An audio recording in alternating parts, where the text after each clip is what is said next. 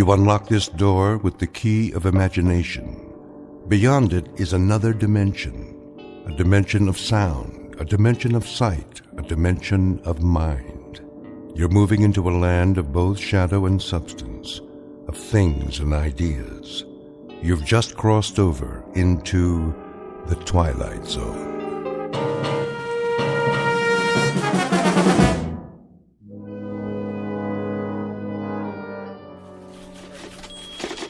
Hey, Miller. Yeah. Hey, your copy ready? Almost. Well, the old man wants it on his desk now. The old man drinks too much coffee. Ooh, easy, pal. Hey, I'm just passing it on. So what's your column about? Read it in the morning edition, like everybody else. Hey, that ain't very friendly. I'm not the friendly type. You get too friendly and guys like you start stealing my angles. Would I do that? Let me guess. The new baseball commissioner. No. The shakeup in the NFL. Sounds like every sports page in the country. Oh, then you must have a juicy one. Say, what's that file you got there? Nothing that'd interest you. Jockey disqualified, banned from all U.S. tracks, racing commission denies appeal. Wait a minute. I remember that guy. Got bounced for doping horses in the Triple Crown. What was his name? Brady? Something like that? Write your own story, Maze. Now get lost. I got work to do. All right. I'm going.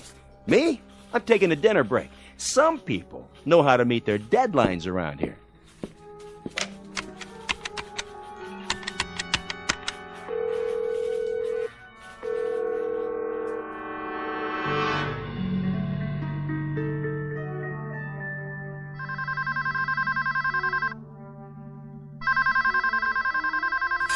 Huh? Yeah. Grady. What do you want? If this is the front desk, I already told you. I'll pay up tomorrow. For the whole week. Got that? Tomorrow. Grady, this is Rich Miller calling. Who? I read a column for the Post. Which paper? Oh, yeah. I seen that, Rad. I wonder if I could ask you a few questions. Miller, huh? Wait a minute. I know who you are. You're a creep. Mr. Grady, I just want to set the record straight. I said creep. Don't Mr. Grady me. I can read. Yeah, I can read all right. Every now and then I get a look at your column, and afterwards I need a stomach pump, you know? 'Cause it makes me sick. If you give me a minute, I'm willing to print your side of the story. Look, Fink, don't nuzzle up to me. 3 years ago, you stuck in the first shift, only you got it wrong. I didn't have nothing to do with horse doping. I didn't say you did. You didn't, huh? Get off your elbows, you Judas. You had me hung out to dry from the start. A couple of fast pages on the old typewriter, that's all it took. And I got a 60-day suspension. I think you have me mixed up with somebody else. Oh, is that a fact? Well, listen, baby. You can play it real safe now. You're 50 blocks away. But if you was in my room here, I'd fix it so they could scrape you off the wall and spoon you into a cup all by myself. Some people say you got a bum deal. If you'd care to make a statement. Yeah, here's your statement. This is Grady to the press. You're all a bunch of grave-digging finks with delusions. Print that, hyena, and don't forget to spell my name right. Chump. Yeah, you in the mirror. Some jockey you are. A couple of lousy fixes and you fall off your mount. The big boys walk away with all the money, the bills, the bundles. What do you get? Chump change and black and blue silks, like a real patsy. Look at yourself. Nothing plus nothing equals nothing. So what do you do now? Maybe rent a carriage? Drive lovers through Central Park? Yeah, right. Grady, you kill me. You really knocked me out. You dumb little shrimp. There isn't a mother's son in the whole world as dumb as you are. Now what am I supposed to do? Will you tell me that? What in this stinking world can I do, huh? The name is Grady, 5 feet short in stockings and boots, a slightly distorted offshoot from an old and honorable breed of humans who race horses. But this happens to be one of the rotten apples in the barrel, bruised and yellowed by dealing in dirt. A short man with a short memory, who somewhere along the line forgot that he worked for the sport of kings and helped turn it into a cesspool. used and misused by certain two-legged animals who have hung around sporting events since the days of the Colosseum. So this is Grady in a Fleabag hotel room on his last night as a jockey. Behind him are Hialeah, Hollywood Park, and Saratoga. Just now, he's rounding the clubhouse turn and coming up fast in the Twilight Zone.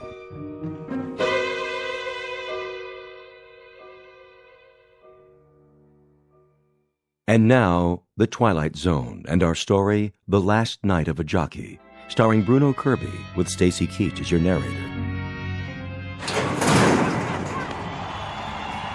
Around the far turn, it's Baby Needs a New Pair of Shoes, Two Lengths Back Jazz Bakery, followed by Janine L, Lovely Lita, Stratisfaction, Red Dreams, Double Edge, and trailing is Taz. Now, Lovely Lita makes a move on the inside, passing up Janine L, Jazz Bakery, and challenging the favorite, Baby Needs a New Pair of Shoes. Grady's really using the whip. It's Lovely Lita, and Baby Needs a New Pair of Shoes. Lovely Lita bearing down the stretch. They're neck and neck, and it's Lovely Lita, the winner by 2 lengths.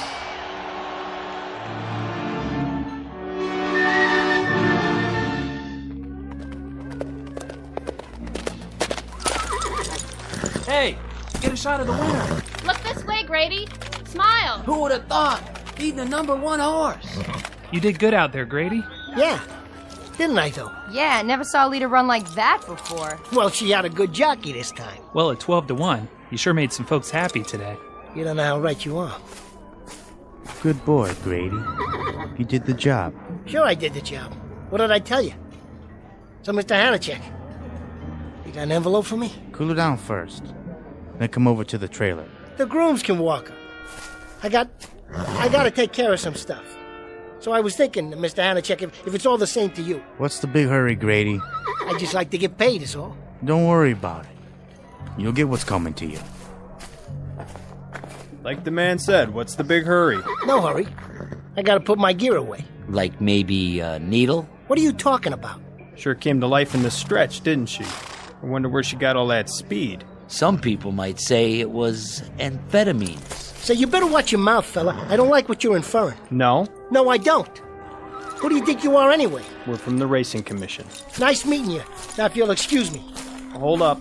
Just till we do a urine test on the horse. You can wait in the car. We don't want any trouble. Get your mitts off of me. Hey, hey!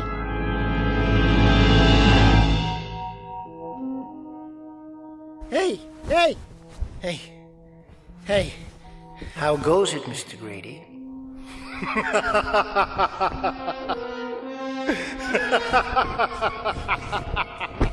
What? Bunched up at the turn? Slowed down by a muddy track? Who in the... Just an interested observer, that's all. With a question for you. How goes it in your world?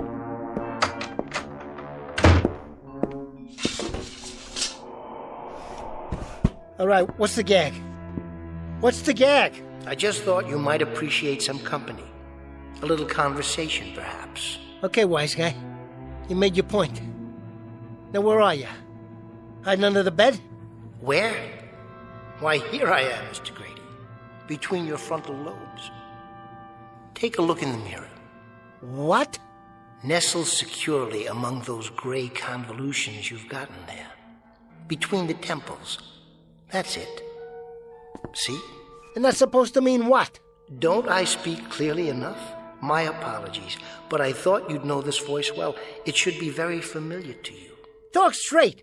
You got something against the English language? To put it simply, I'm in your head, Mr. Grady. Oh, is that a fact? You're inside my head. So how is it in there? Comfortable enough for you? Comfortable?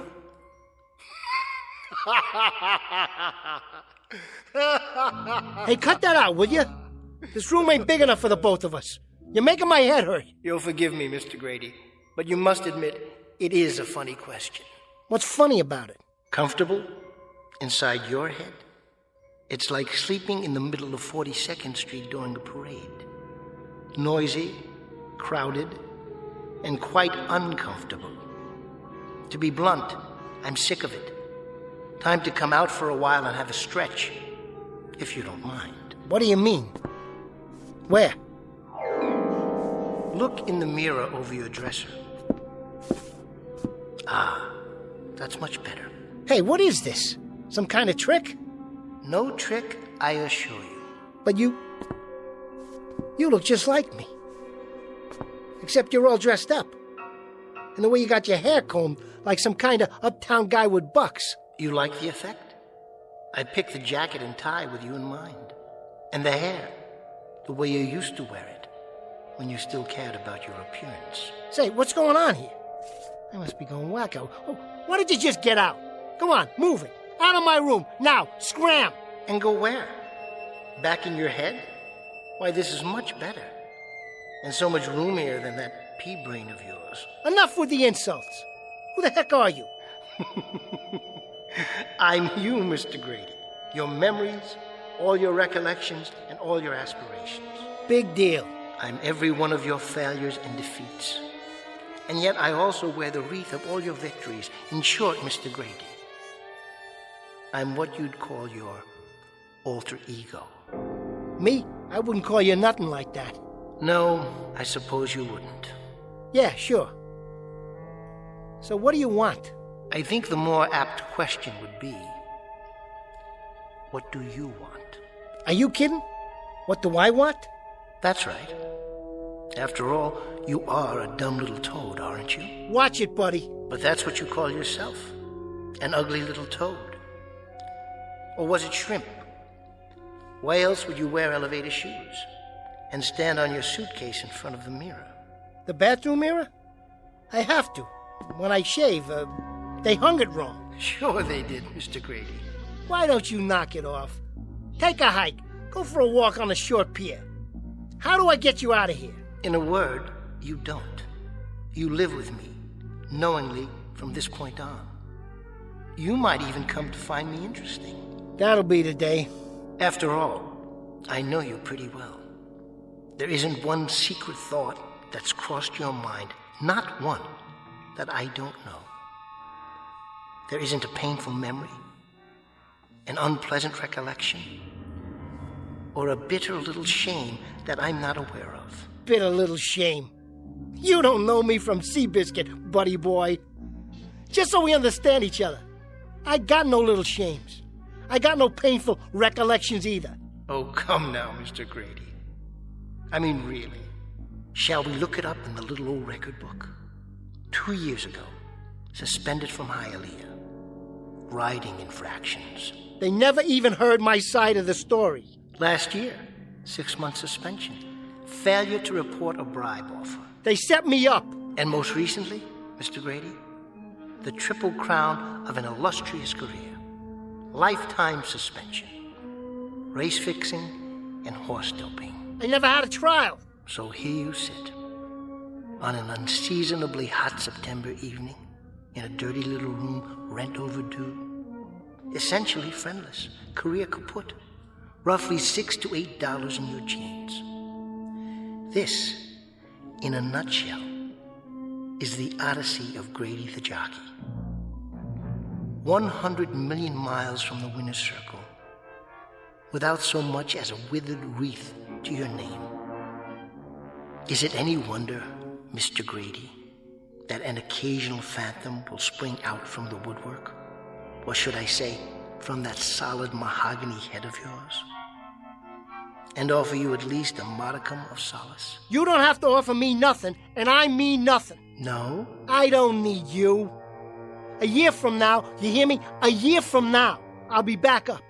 I'll be right back where I belong, riding 6 winters a day. You'll be driving a carriage in Central Park, Mr. Grady. Or perhaps a fast milk wagon out in the Bronx, unloading homogenized dairy goods. Get out of here. Oh, no, Mr. Grady. I wouldn't think of it. You need me. I'm one of the few uniquely welcome things to happen to you since you first saw the harsh light of day. In short, Mr. Grady, you have desperate need of me. Very desperate indeed. I said split.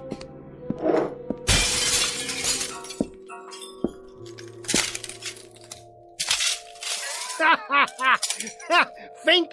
Where are you now, Fink, huh? Like pneumonia, I need you. Like a fractured leg, like a three-legged trotter for a steeplechase. That's how I need you. Who did you think you were talking to, huh? Who, I said? All I have to do is pick up that telephone, see? I call Hanacek. I say to him, Hanacek, I handle the fix. Now let's have the payoff. And you know what happens? Inside of an hour, I got plane fare to Puerto Rico. That's what happens. Next week, I'm riding in the warm sun, and 2 years from now, I'm back here officially wearing my old silks again. That's what happens. Then why don't you? Huh? Why don't you call Hanacek? Go ahead, Mr. Grady. Give him a buzz. All right. I will.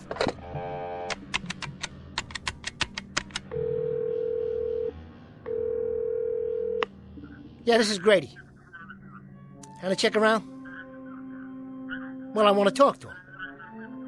Never mind the message. This is personal. Just put him on. Hanacek. Grady. You what? Surprised? What's to be surprised about? I'm sitting down here in a pit, all by my lonesome. I got $8 to my name, and somebody just knocked me off my mount. I'm the one who took the fall. What do you expect me to do? Write a will and take gas? Knock it off. You know what I want. That's right. I think the word is... Sustenance. Sustenance. Look it up in a book, Hanacek. I'm talking about 3 squares a day and a little fur to spread around the nest. Hanacek, I put it on the line for you. I stole a raise, and now they got me nailed up. You walked away with a pile. Well, now it's time for Grady to get his. Hanacek, you double crook. Hanacek! Hanacek!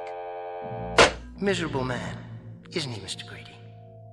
Ungracious, unappreciative, very predatory. But that's the breed. Like all crooks, they take, they never give. You got that right. What's to do now, Mr. Grady? Write a will and take gas? What do I care? That lousy nickel and dimer? A year ago, I could buy and sell him. Buy and sell him. Well, guess what? I don't need you. I don't need him. I don't need anybody. Now make yourself scarce, will you, buddy? You're getting on my nerves. I was a big man once, and I'll be a big man again. You'll see. Now we get to pay dirt. The moment of truth, the acid test. The ultimate coming together of forces. What are you jawing about? Merely that you can have your heart's desire, Mr. Grady. The time has come at last. Now you'll finally get what you want. What I want? Yes.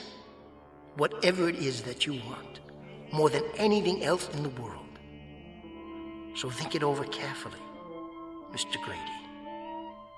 Think it over. Won't you?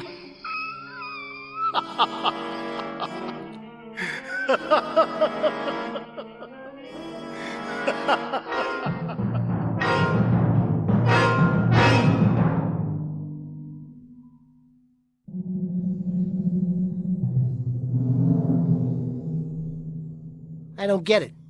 What's the rib? Consider it your true payoff after such a checkered career. You know something? I don't understand a word you're saying. Think about it. Only a year ago, you were strutting around the country on the thoroughbred circuit. You wore shiny shoes, new clothes, you tipped big. You had some compensation then, Mr. Grady. Compensation for what? For the fact that you're the runt of the litter. For the unpleasant realization that all your life you've had to stand tiptoe just to see what's around you. Let me tell you something. If I had you around here for very long, I'd compensate you, but good. You do have me, Mr. Grady. Now you do. I'm no longer content to remain in the shadows, basking in the glow of your reflected glory. The time has come to turn over a new leaf, wipe the slate clean, make a fresh start. Face it, you want to be respected, admired, looked up to, don't you? You hate to get off a horse, because in the saddle you're as high as the sky, and on Mother Earth, you're a half pint. And I'm telling you, get out of here. Make tracks pronto. First, tell me what it is that you want. This is the moment. Seize it. What? What do you really want? What do I want? What do I want? Such as? Anything. All you have to do is name it, because believe me, you deserve it. What I want is... I want to change what I see every time I look in the mirror. Or in the window when I'm walking down the street in people's eyeballs. When they're staring at me. That's right. Let it all out. I don't want to look in there and see a shrimp. A toad. A fink. You know what, man? I want to be the biggest. I mean, I want to loom. I want people to look up to me. Poor Mr. Grady. You dreamless, put-upon little man. How cheap you come. What a cut-rate little article you are, after all. You want size? That's your heart's desire? You want to be a giant among men? Yeah. Yeah, that's it. Is that all? Is that really all? Cool it, you're giving me a headache. I gotta lie down for a minute. Go ahead, Mr. Grady. Be my guest. We wouldn't want to overwork that gigantic brain of yours, would we?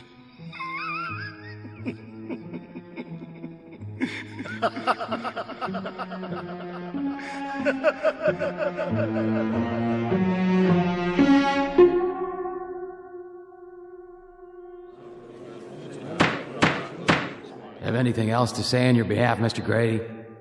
Yeah, Mr. Commissioner. I got plenty to say. I'm a jockey. That's how I make my living. You got no right to take a man's livelihood away from him. What makes you so high and mighty? Racing's a dirty game, all right? But you're making it so dirty, you should go home and take a bath. It ain't me. I'm just a little guy trying to get by. I didn't shoot up no horse with dope.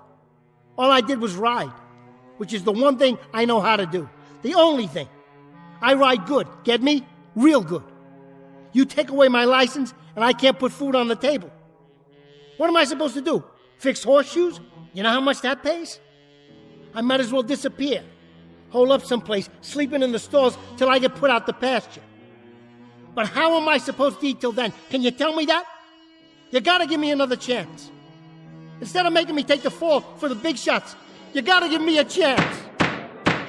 It is the judgment of this commission that you be banned from the sport of horse racing in the continental United States for the remainder of your life. Wait a minute! Wait a minute! That's all, Mr. Grady.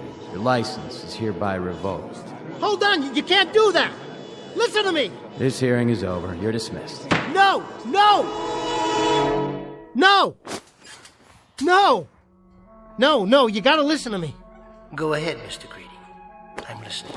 Huh? Have a good rest. A good what? Your nap. I trust it was a good one. Healthful and refreshing. Yeah, it was swell. What's it to you? I just wondered what it feels like to have your heart's desire after so long. Ow! Something hit me in the head. The ceiling, perhaps? Hey, this ain't my bed. It can't be. It's too little. It is now. I must still be dreaming. Oh, come now, Mr. Grady. I gotta get a drink of water. If that is your wish, feel free. You can do anything you want. Absolutely anything. Give it a rest, why don't you? Like everything else that's happened in your life, it's entirely up to you. Ow! Who put the bed flat on the floor? Why, no one.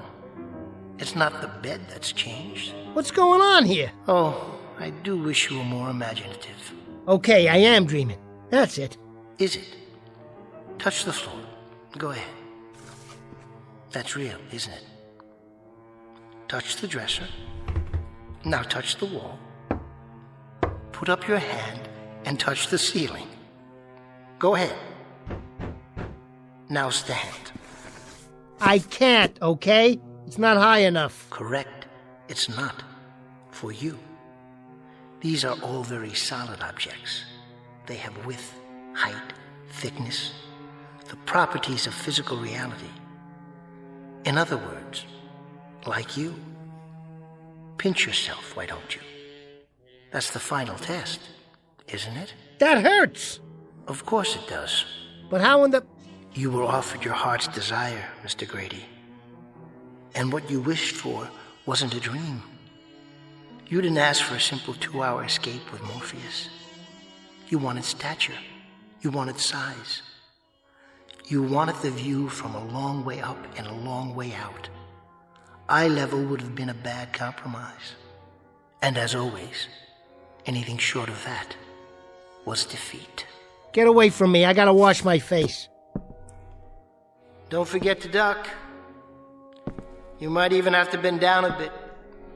And remember, you won't need to stand on the suitcase to see the bathroom mirror. Not anymore. Hey! Look at me! Yes, look at yourself. You're Mr. Big. You're Hercules. Why, you're the most sizable thing since Paul Bunyan. Any complaints, Mr. Grady? Are you kidding? Are you kidding? Look at me! Just look at me! Who's gonna talk down to me now? Who can reach that high? Nobody. That's who. So, the question is, what do you do now? You might want to give that a moment's thought. I don't have to think. I know what to do. Celebrate! Wait, I got something. I forgot all about it. There's a bottle of wine stashed around here someplace. Here. Here, want to have a drink with me? Go ahead, Mr. Grady. Oh, I get it. You can't drink, huh? You do it for me. I'm with you in spirit. Ah, man, that goes down smooth. Too bad you can't join me. I'm joining you now, Mr. Grady. I'm feeling the little heat ripples, just as you are. Well, here's mud in your eye. Oh, man. It's like champagne. You're right. It is quite good. This is too sweet. Am I going to enjoy myself? And what will you do first? Anything I want. That's what. Anything. Tell me, Mr. Grady. I'm all ears, in a manner of speaking. I'm going to get me a dame. That's what I'm going to do. I'm going to go over and get that dame. That dame? Sure, look at me. I'm a mensch now. A real man. She'll flip. She'll fall all over me. Really? Are you that attractive now? Does size mean that much? Bet your last $2, buddy. Watch me. Don't you think you'd better call first? Why? So you won't go all the way over there, only to find that she's not home. Oh, yeah. Okay. Give me the phone. Careful with the dial. Your fingers barely fit. Get away from me. I can handle it. You'll never believe this. I swear you'll never believe this. But she used to bend down and pat me on the head. Well, we'll see about that now. What do you say, doll? Who is it? Are you serious? You're putting me on, ain't you? That's right. It's Grady. Don't try the cold shoulder with me, honey. I know you're too good. That's right. This is me, your ex-meal ticket. And those were 8-course meals, baby. Don't you forget it. What I want is the following. First, remember who you're talking to. That's number 1. All right. That's more like it. I'll try this on for size. When I was in the money, I spread it around. Remember? Sure you do. All right. Now I'd like you to... Reciprocate. That's it. Reciprocate me a little bit. You heard me. Look it up. Take one of those baubles off your wrist, Toots. Hang on to the pawn ticket and send the cash over here. What do you care for how long? Who bought it for you in the first place? Hold it, you haven't heard the news yet, honey. Just shut up and listen. That's better. See, I'm a big man now. I mean big. What are you laughing at? It's true. Everything's different now, babe. Will you put a cork in it? I'm 6'6", 6'7". More than that, surely. No, make that 7 feet. Yeah, 7 plus. 7.5 at least. That's what I said. Any minute, the Lakers are going to be sending one of them crummy talent scouts over here. You'll see. Yeah. Huh? Would I lie to you? I tell you, I've grown, really grown. Will you listen? Why, you cheap little alley cat. I don't take that kind of talk off anyone. Nobody calls me an ugly little runt. Nobody. That's what I said, especially you. Forget it. Go someplace and die for all I care. And I hope it's long, tough, and really, really painful. That's what I wish for you. Well done, Mr. Grady. Just my luck. I gotta go call on a cheapskate with my hat in my hand. A dirty little gimme like that one. You managed to flex your vocal cords in a very manly fashion. At this rate, women all over the world will be flocking to your doorstep. So I struck out once. Big deal. I could pick up the phone and call half a dozen dames better looking than her. Why am I singularly unimpressed? You will be impressed, buddy. You will be. I certainly hope so. What did I tell you? Here comes one now. Are you sure? What do you mean, am I sure? Remember your heart's desire. Do you know what that is? Of course I know. Take care, Mr. Grady. Give it some thought. Some very careful thought. Are you quite sure that you're ready? Because whatever you've wished for, something tells me that you're about to get it after all. In spades.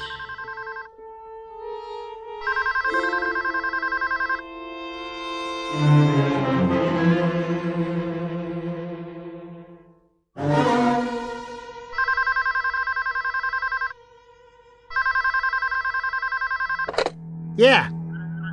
This is him. What about my voice? Too loud for you? All right, sport. Give it to me again. How's that? Yeah? Yeah? Which lawyer are you talking about? What's his name? Never heard of him. You have him call me.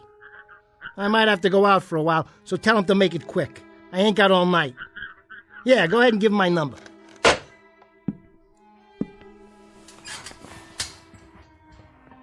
What was that all about, Mr. Grady? Who knows? Some guy from a law office or something? Says I'm getting a call from some other lawyer. At night, can you believe that? Must be important. That's 'cause I'm important now.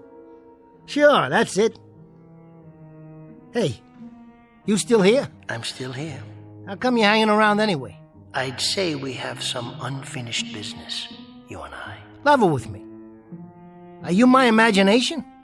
Is that it? I'm afraid you don't have very much imagination, Mr. Grady. Then who are you? What are you? What's all this alter ego jazz? I thought you understood by now. I'm your conscience. Yeah, right. You don't look much like Jiminy Cricket to me. Well, I'll put it another way, Mr. Grady. This is something of an oversimplification. But for purposes of identity, I'll try to make it clear and succinct. I'm the fate every man makes for himself. Would you just talk for once and take off the training wheels? I'm doing my best. You generally find me down at the bottom of the barrel. I'm the strength dredged up out of desperation. I'm the last bit of seaweed that a drowning man scrapes for with his cold, dying fingers. I'm the last gasp, Mr. Grady. That's supposed to be clear? Man, I just don't dig you. For my money, you're a big fat nothing with a mouthful of $2 words. Oh, I'm not nothing. I'm something, Mr. Grady. I'm really and truly something. In certain cases, something very good, depending on the person I'm representing. I can work miracles. I may come with heroism, sacrifice, strength. Even more than that, I may epitomize everything noble in the human spirit. Now, in your case, Mr. Grady, the requirements were quite small. Your dreams rather insignificant, taken all together. Your aspirations hardly worth mentioning in the greater scheme. What do you mean, small? What do I mean? Only this, Mr. Grady. If you had asked to win the Kentucky Derby, and win it cleanly and with honor, that would have been quite a monument to your career.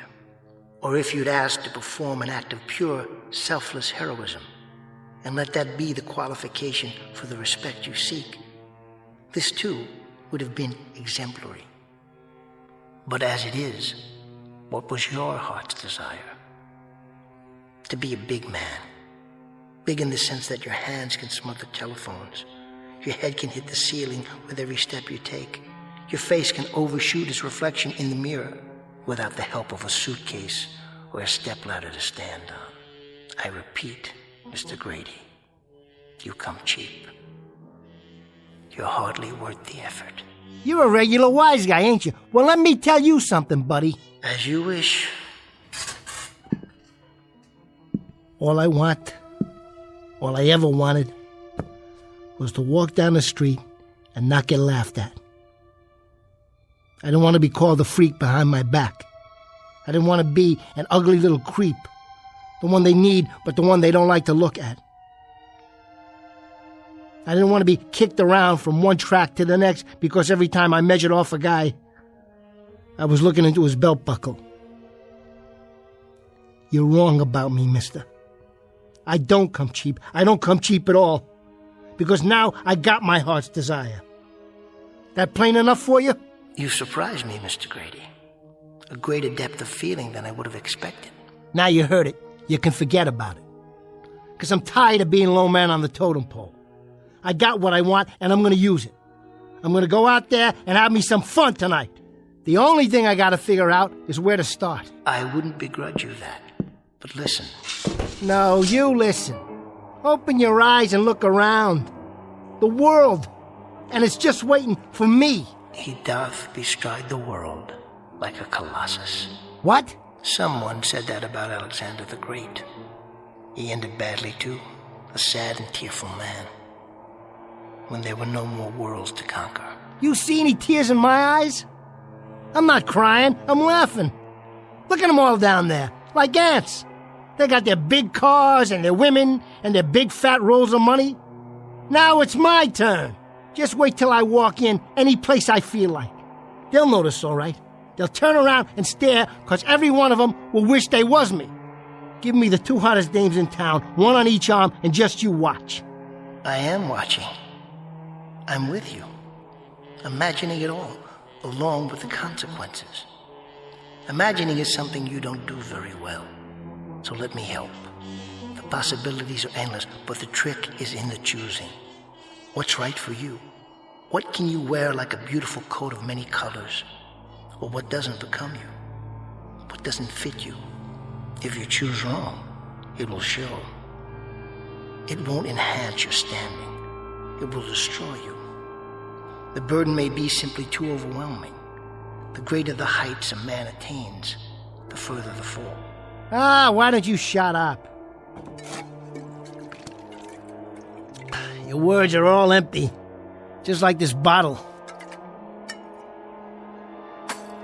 I'm trying to help, honestly.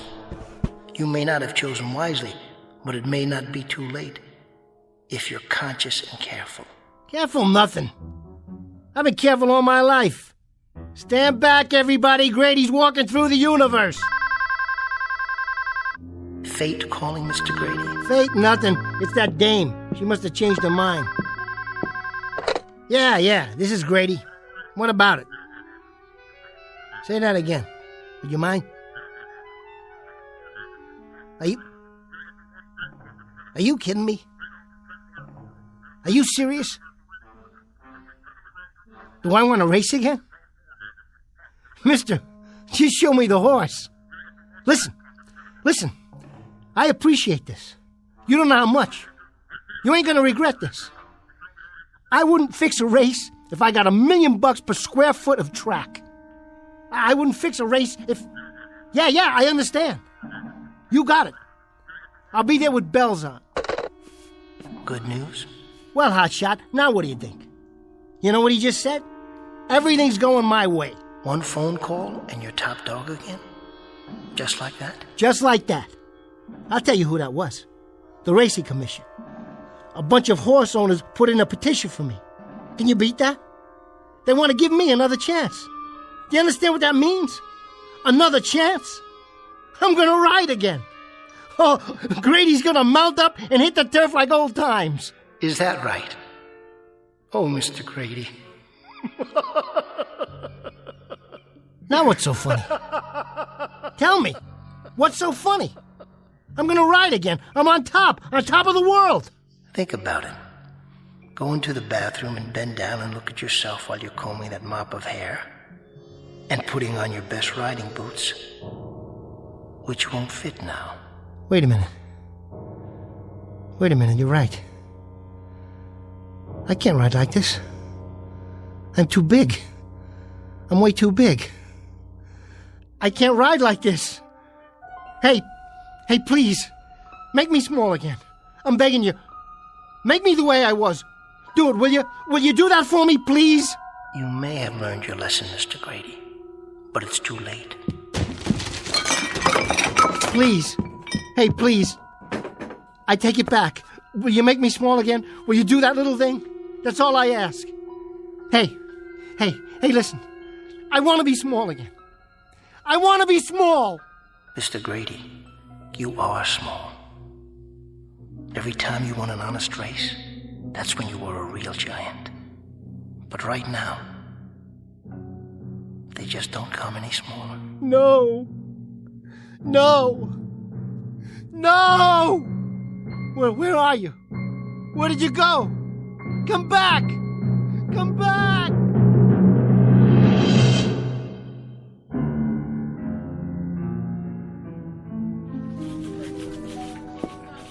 You still here, Miller? What does it look like? Didn't you finish your column yet? Yeah, I finished it, but now I have to rewrite the whole thing. Well, how come? The old man didn't like it? I just got a call from the precinct. That jockey. He took a dive tonight out the 17th floor window of the St. James Hotel. No kidding. Poor little guy? Little? Yeah, I guess you could say that. There's something weird about the body, though. Yeah, what about it? It didn't look right. But they ID'd him. It was Grady, no doubt about it. So now I gotta do my column from scratch. Well, at least you don't have to worry about Grady anymore. They'll cover him in the obit page. Yeah, but how? Something tells me there's more to this story. A lot more. If I only knew what really happened. Hey, don't let your imagination run away with you. Remember, this is the sports page, not the literary section. Somebody's gotta tell his story. If I don't, who will? The Last Night of a Jockey.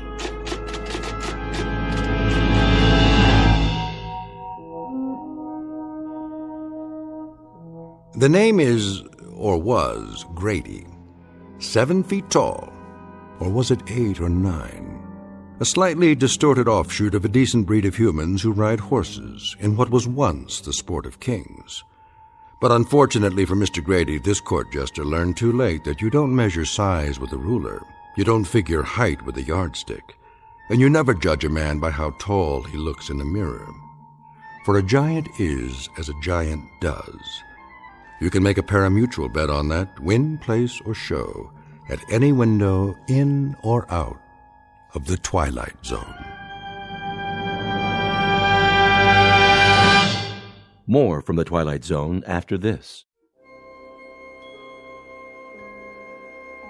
Hi, this is Carl Amari, producer of the Twilight Zone radio dramas. I'd like to take a moment to tell you about our official website at twilightzoneradio.com, where you'll get the latest news and information on these Twilight Zone radio dramas. Plus, at twilightzoneradio.com, you can digitally download 3 free episodes or any of our episodes for only $1.95 each. In this age of ever-changing technology, we've decided to make these episodes instantly available to you by making the Twilight Zone radio dramas a digital download-only series. This means that this series will no longer be offered on CD. The CD collections at our website are now being offered while supplies last at buy one, get one free. So be sure to get your favorites before they're sold out. Be sure to visit us often, and I'll see you in the zone.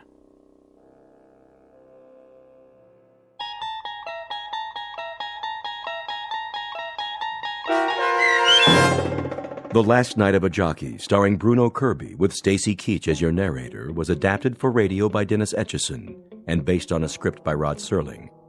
Heard in the cast were Christian Stolte, Doug James, Todd Manley, Andy Herman, Sarah Marks, Rick Vargas, Terry Babler, Paul Patch, Vince Amari, and Roger Wolski.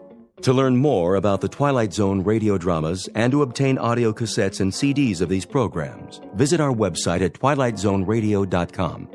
The producers of The Twilight Zone wish to thank CBS Enterprises, Carol Serling, Dennis Etchison, Dick Brescia Associates, Claire Simon Casting, Terry Jennings, the American Forces Radio and Television Service, our sponsors, and our radio affiliates for helping make this series possible. This copyrighted radio series is produced and directed by Carl Amari and Roger Wolski for Falcon Picture Group. Doug James speaking.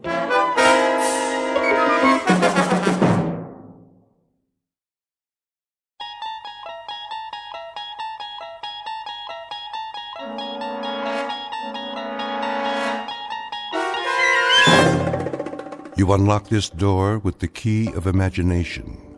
Beyond it is another dimension, a dimension of sound, a dimension of sight, a dimension of mind. You're moving into a land of both shadow and substance, of things and ideas. You've just crossed over into the Twilight Zone.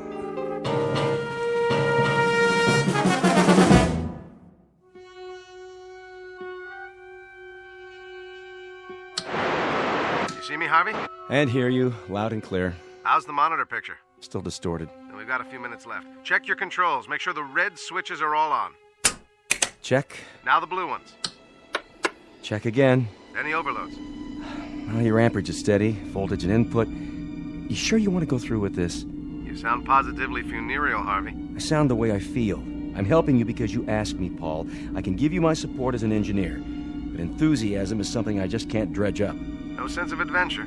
A sense of wonder, perhaps. And a sense of concern for a friend who's placing himself in jeopardy unnecessarily. You could just as well test the process with a lab rat or a monkey, but with yourself. Why?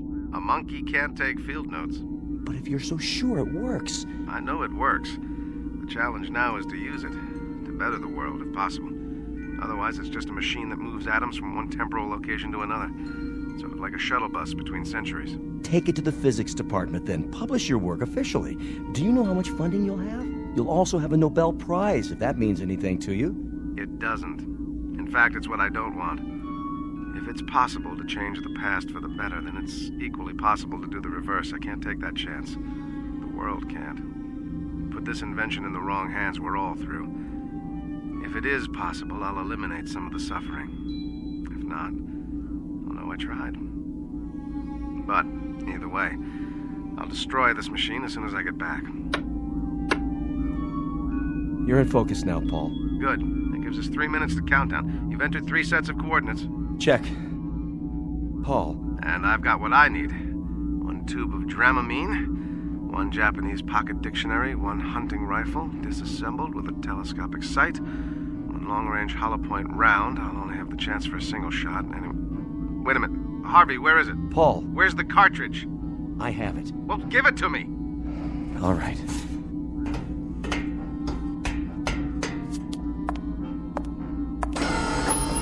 The cartridge, Harvey, now. I have a little over 2 minutes. Paul, this is crazy. It's too dangerous. Dangerous?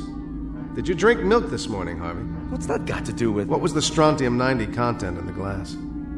Did it occur to you that the things you've been eating and drinking might turn your bones to sawdust?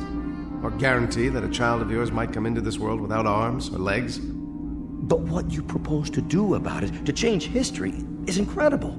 There is a logic and a paradox about time travel, you know. Haven't you read any science fiction? Granted, there's no guarantee, but if I fail, you simply cross off one insignificant human. One frail, protesting member of the race. Look at it this way.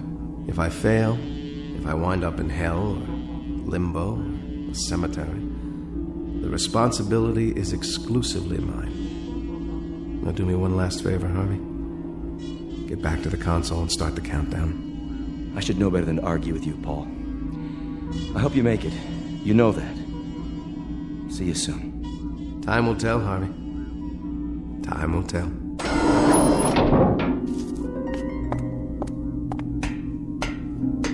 Ready? Ready. T-minus 10, 9, 8. Here we go, my friend. The great adventure begins. Your image is wavering. My God, Paul, I can see the bones through your skin. Hit the first coordinates. 2, 1, 0.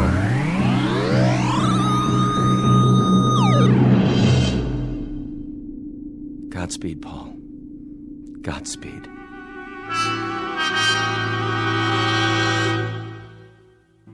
exit one Paul Driscoll, a theoretical physicist and a creature of the 21st century. Unknown to his fellow researchers, he has worked up a complicated theorem involving the space-time continuum, built a prototype, a kind of time machine, if you will, and dared to put it to the test with himself as the subject. But he's attempting to use it for a purpose that doesn't include cheap thrills or personal gain. In a moment, he will seek out 3 history-changing events from the past in a desperate attempt to alter our less-than-perfect present. One of the oddest and most rarefied perks available to faculty members in the Twilight Zone. And now, The Twilight Zone and our story, No Time Like the Past, starring Jason Alexander with Stacy Keach as your narrator.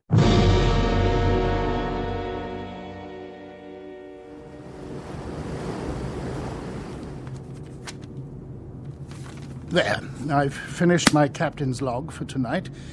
So, you said that this is a matter of some urgency, Mr. The name is Driscoll, but that's not important. Perhaps you will be good enough to tell me, sir, what this is about. I'm due on the bridge in a few minutes. Captain, is there any possible way you can alter your course? I beg your pardon? The course the ship is taking, can it be changed? Since my country is a belligerent, and these waters are a zone of combat, I would prefer to consult with higher authority before taking such a step. Suppose I were to tell you, sir, that if you hold your present course for 5 more minutes, this ship will go down. Just who are you, Mr. Driscoll? You won't find me on your passenger list, Captain. Oh? And you got on board how? That's not important. But I'm not sailing for my health this trip, Captain. You might say I'm sailing for your health, and that of the crew and all the passengers aboard. I happen to know that this ship is going to be torpedoed, right off the old head of Kinsale Island, May the 7th. That's today. How do you know this? If I were to tell you, you'd say I was a lunatic.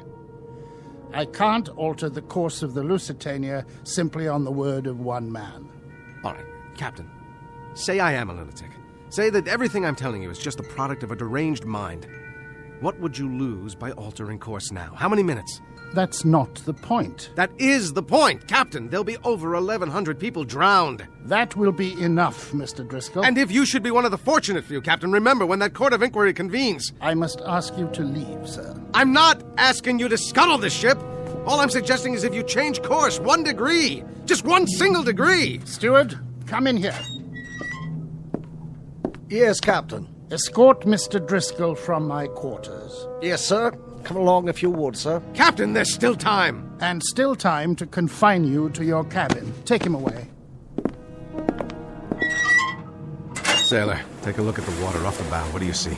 Sir? Something under the water coming this way. Do you see it? Captain! Sound the alarm! You! How did you know?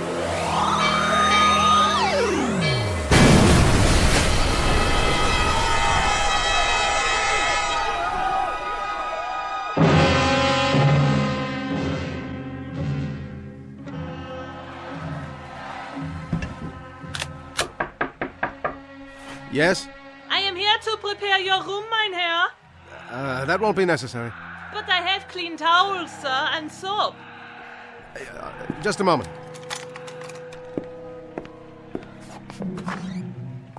Ach, you have the loveliest room in the hotel, mein Herr. Yes. It's a lovely view.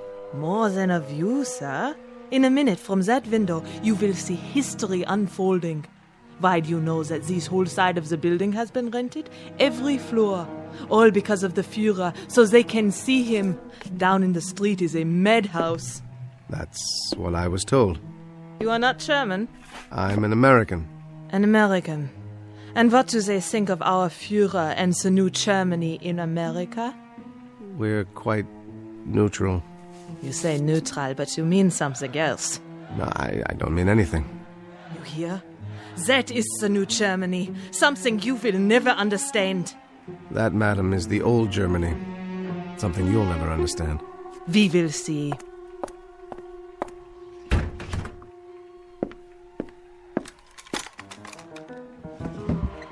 All right, just one shot. Not Goering, only Hitler, right through the forehead. Come on, buddy. Step into the crosshairs. No, it's jammed. Herr Driscoll, open up, bitte.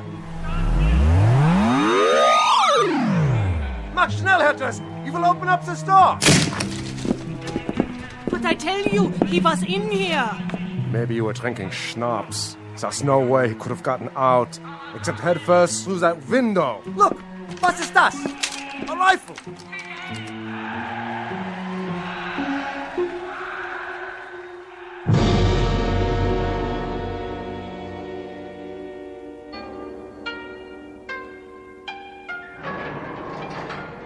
America, come. It's about time. Sit. You're the chief of police? I was told you speak English? I venture to say that I speak it better than you speak Japanese. I hardly speak any Japanese, but what I'm about to tell you is the most important English you've ever heard. Mr. Driscoll, is it? You happen to be an enemy alien, which is the reason... Which is the reason I've been kept in a cell for 6 hours, and the reason you may have cause to regret this particular arrest. Go on. What I tried to tell your guards is that inside of an hour, this city is going to be destroyed, and upwards of 100,000 human beings will be destroyed along with it. Indeed. You're about to be bombed out of existence, but there's something you can do. You can begin some kind of an evacuation of women and children. You can save a few thousand lives. By who say so, Mr. Driscoll? Who do you represent? I don't represent anyone. Only the voice of history. That's extremely poetic, Mr. Driscoll. But, most unfortunately, while I am sufficiently educated to appreciate lyricism, my official capacity makes me less prone to enjoy the subtleties and nuances of language for their own sake. All right, look. I'll give this to you very unsubtly, with no nuances at all. There is going to be a bomb dropped here, and you're going to know a nightmare beyond any imagining. Excuse me. Moshi. Hey. Wakarimashita. A single aircraft, Mr. Driscoll. One lone B-29. I rather think we can survive that. That picture on your desk. Your wife? And my 2 daughters, age 8 and 10. If you don't care about the city, do it for them. Look, this isn't just a request. It's in the nature of a prayer. Mr. Driscoll, I will make an assumption that you have some illness. I won't stand you against the wall and shoot you, even in wartime. I'll send you to the army headquarters, where you can be interrogated. You're an alien and by rights should be interned. However, if you'll keep this in mind when you get back to your country, the face of the enemy is not devoid of compassion. And you might recall this conversation. If you survive, remember that the same thing could be said of your enemy. He tried to save Hiroshima. God, hey, take this man away. Where? Where did he go? And what? What is the great flash of light outside?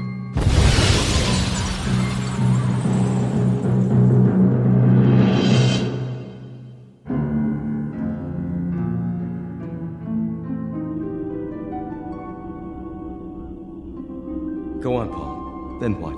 Then nothing.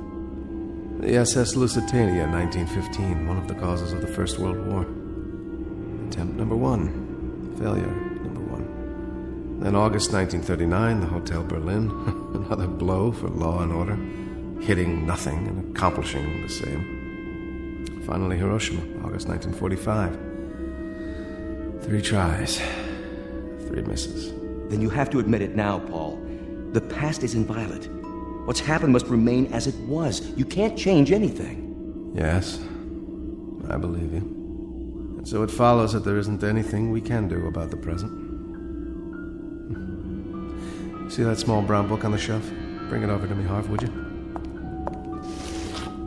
The study of 19th century Midwest America. This one of yours? Particular favorite. Open it up to page 14. Talks about a certain place, Harv, a place called Homeville, Indiana. There are pictures showing what it looked like in 1881. Charming. Parasols, bicycles, All very serene. Apropos of what? Apropos of the fact that I'm going back there. One last trip in the machine. I thought you were going to destroy it, whether you succeeded or not. I'm going back there not to change anything, but simply to become a part of that world. The world of band concerts and summer nights on front porches. A world that hasn't heard of atomic bombs or germ warfare or anything else. That's where I'm going, Harvey. I've already packed my bag. The only book I'm taking with me is this one. Of course you are. And there's no one who could hold you back. But remember this, everything is cause and effect. You go back in time to this Homeville, and you inadvertently change one event, alter it minutely. You might start a chain reaction beyond anything even you could imagine. I'm going back there to live, not to change what doesn't need to be changed. Now, Harvey. Here are the coordinates. How about it? All right. God help me, Paul. God help you. Then let's do it.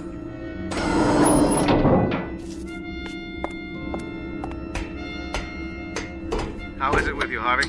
All set. The mechanism's still charged. Enter the coordinates. Here we go, then. 5, 4, 3, 2, 1.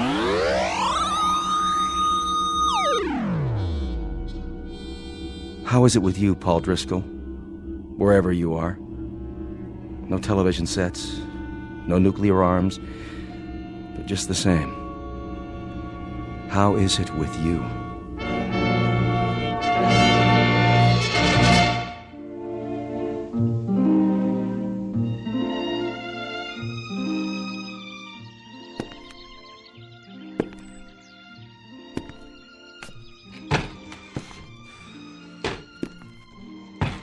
What's yours, sir? I think, a beer, please. That'll be a nickel. A nickel? That's the price tag. You got 5 cents? I think I might. That's a $5 gold piece. You from around here? No, from out of state. Just passing through? Well, as a matter of fact, I was thinking of settling down here. It's exactly as I thought it would be. Know anything about the boarding house across the square? Ma Chamberlain's. Real nice accommodations. Runs a clean place. Well, then I guess I'd better drink up and check it out.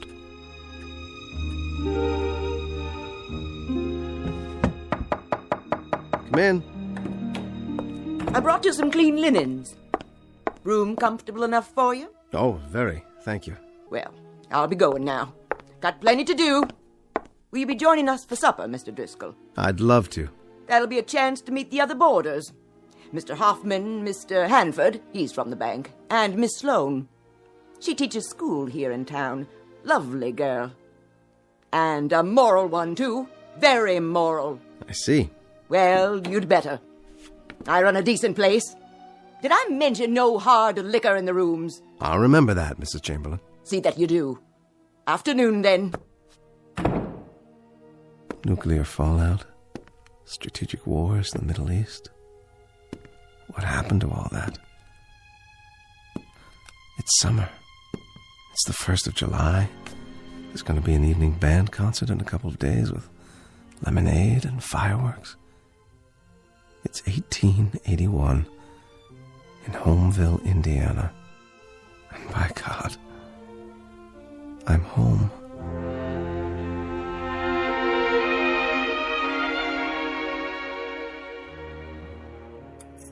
But I tell you, Mrs. Chamberlain, More apple pie, Mr. Hanford. until this government assumes its rightful place in the world, we will remain an isolated, provincial community of states. You know what we should do? Oh, no, Mrs. Chamberlain. I couldn't eat another bite. We should take the American fleet, send it over to the Orient, and plant the American flag. And then down to Australia and back across the Pacific to South America, planting the flag as we go, planting her deep and planting her high, flying her proud.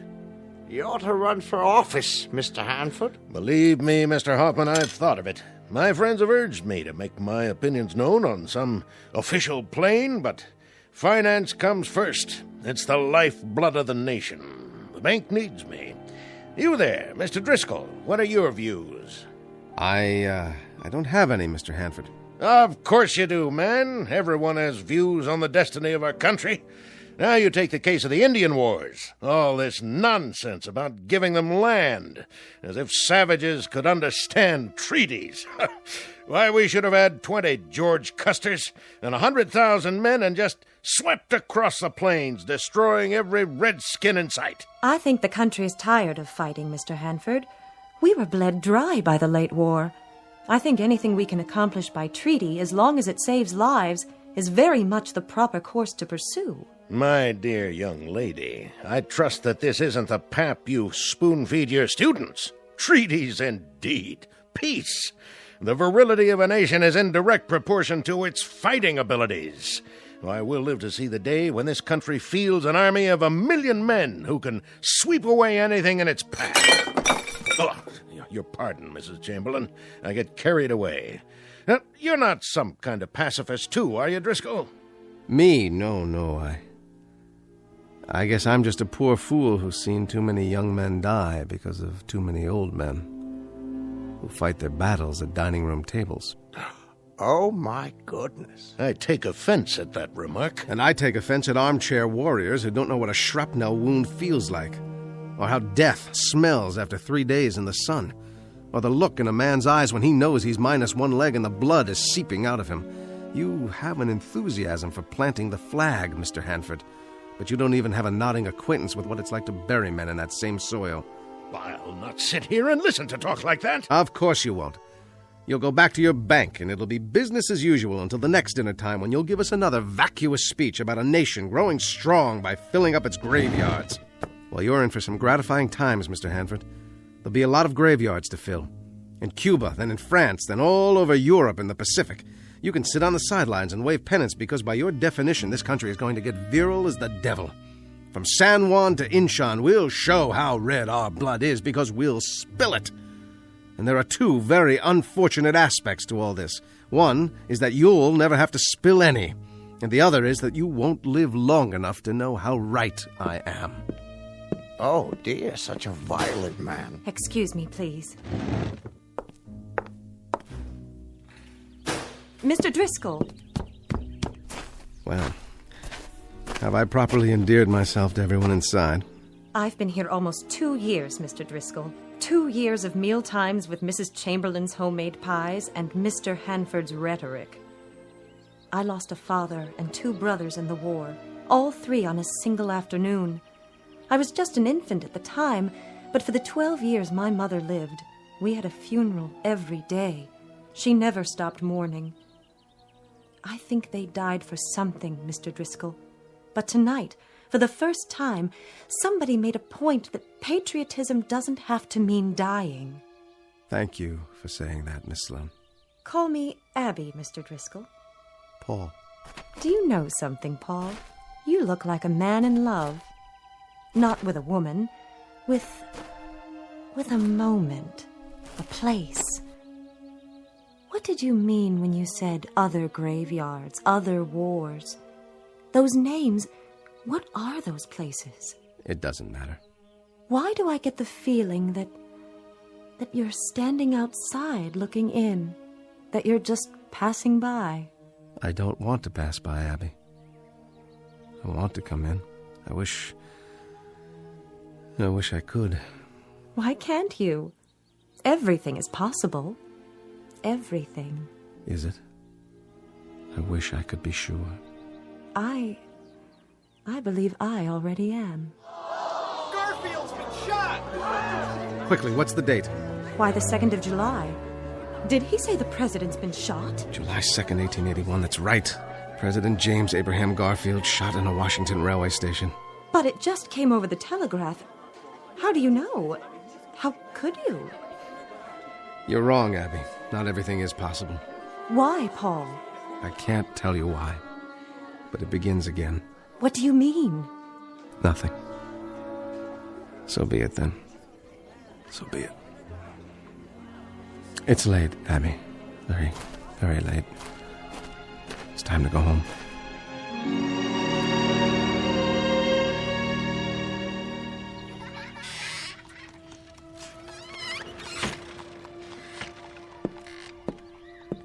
Oh. Good morning, Paul. Mr. Driscoll. We missed you at breakfast. Sorry, I must have overslept. Is that the morning paper? Yes. You may read it if you like.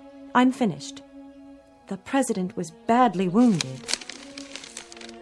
So I see. But there's hope for his recovery. I guess sometimes that's all that's left, isn't it? Hope. I suppose so. Maybe that's wrong. Maybe we should be more realistic.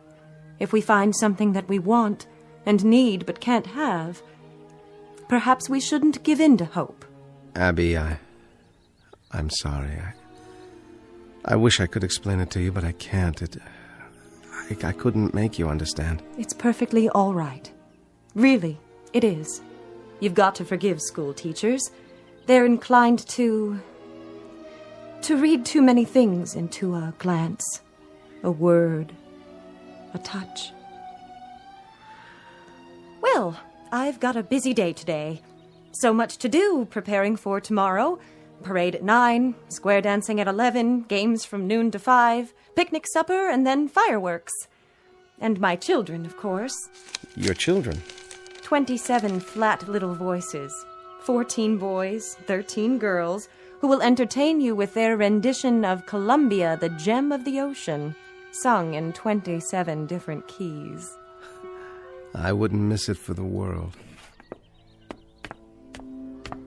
All right, then.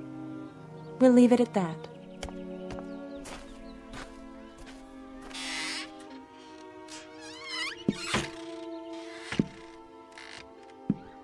How do, Mr. Driscoll? Morning, Mr. Hoffman. She does an awful good job with those kids, Miss Sloane. So I've heard. Pretty, too, for a school mom. The ones I had when I was a kid, they looked like they came out of a pickle jar. Mine, too. You like this town? More than I can say. Well, you might make it here if you've got what it takes. And from what I've heard, I'd say you do. You want to be more careful with your words, though. Mostly Republicans. Still and all, a nice little town. Doesn't change. That schoolhouse, I'll bet she's 75 years old as she stands, and I expect she'll stand till somebody pulls her down. Well, morning to you, Mr. Driscoll. I'm off to work. God bless President Garfield. A school building. That's what I was trying to remember. Oh, my dear God. The site of the Homeville National Bank, formerly occupied by a school built in 1823 and gutted by fire July 3rd, 1881, injuring 12 children. The fire was caused by a kerosene lantern on a runaway wagon. And I can't do anything. I can't warn anyone. It has to happen the way it's supposed to, like the president. I'm sorry, Mr. Garfield. Recover you shall not. You're to die on September 19th of this year. And the schoolhouse you are to burn this afternoon. 12 children injured, and God help me, I have to stand by and let it happen.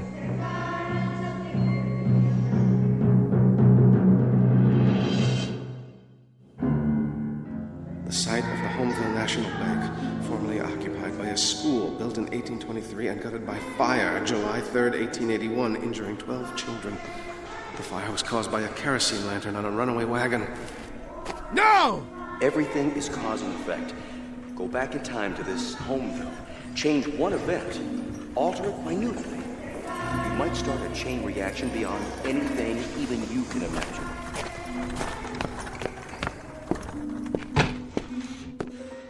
How are you today, Mr. Driscoll? Whiskey, please. Bother you, does it? What? Those kids trying to sing. Well, they won't be at it long. What's that? Hard to keep them in during the summer. But Abby's doing a good job of it. Give me another one, will you? Sure thing. Something wrong? I ain't trying to butt in on your personal affairs, but you drink like a troubled man. What time is it? 10 minutes or 2? I give him another 10 minutes or so. I've got to try. How's that? Why the devil doesn't she let them out of there? How's that? Nothing. Just a runaway wagon with a kerosene lantern. That's all it takes.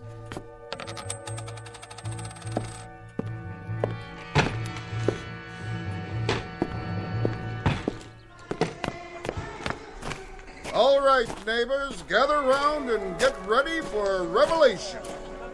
Just close right in, next to the wagon. That's it. Know why I'm holding up this lantern? You're gonna tell us anyway, ain't you? Like Diogenes, good friends, I'm looking for an honest man. Well, you ain't gonna find one here. An honest man who'll try one sip of Dr. Malone's alternative and tell me it's not the finest medicine he's ever tasted. This little bottle right here, why, it combines all the treatments for scrofula, King's Evil, ulcers, indolent tumors, rheumatism, gout, scurvy, neuralgia, enlargement of the bones, joints, and glands, not to mention the liver and spleen, also terror, ringworm, biles, and carbuncles. And the cost, friends? A mere 25 cents the bottle. Do me a favor, will you? What's that, young man? Don't light the lantern. Why, I have to light it, to shed light on the subject. Please, put it out! An incredible price, you say? I'm not in the business for profit. I travel the length and breadth of this glorious nation to cure the sufferings of mankind. The ridiculously low price barely covers the cost of ingredients, bottling, and my own primitively simple existence. How about you, madam? Nervous disease? Dropsical swellings, or constitutional disorders, guaranteed to alter a depraved or impure state of the blood and other bodily fluids. Well, I suppose I'll try it. Better give me one, too. How much if I buy 2? Why not a dozen? Take them home to your family and your neighbors. 1 25-cent piece each. That's all. How about you, young fella? 1 swallow, and you'll feel more manliness coursing through your body. Unhitch the horses. What's the trouble? Dyspepsia? Liver complaint? Here's what you need. I need those horses unhitched from the other end of your wagon. Now you listen here, young man. They've stopped singing. That means they're almost finished. Look, I can't argue with you anymore. You've got to unhitch those horses. This wagon mustn't move from this spot. You get out of here now. Go on. You hear me? All right, then. I'll do it myself. Get away from my horses!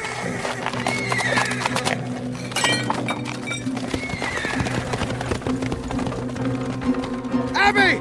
Abby, get the children out of the schoolhouse! There's going to be a fire, do you hear me? There's going to be a...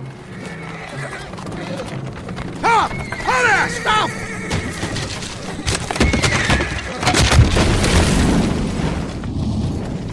Oh, it's the whole schoolhouse! Get the fire wagon! Oh my God, the children! Get out, children! Run! Run! The children! Stay back. But I've got to get them out! Stop them! Hold them down! It's too late, mister! It's too late! The children. We got them out. Only a few were injured, none badly. 12 children. How did you know? You did, didn't you? You knew it would happen. At 2 o'clock this afternoon. What I didn't know was that I would cause it. Who are you? It really doesn't matter. I shouldn't have come here. It can't work. I know too many things. Too many tomorrows. All the wars, all the catastrophes, all the tomorrows. How, Paul? How did you know? You're part of history, Abby. You and this town and the people in it, and I can't change you. I can't even touch you. Why not? Because the past is inviolate. It belongs to those who lived it. It's not for interlopers, for those who pass by and look in and wish they were a part of it. Goodbye, Abby. Stay well. Where are you going? Back to where I came from. Where I belong. I wanted bandstands and summer nights. Serenity. But the infinitely complicated mechanism of a human being. He can't live with the threat of a bomb. And he can't live with burned-out school buildings either. The finite or the infinite, it doesn't make any difference. He's always his brother's keeper. In a way, it was more than I expected because you were here, but I've overstayed my welcome.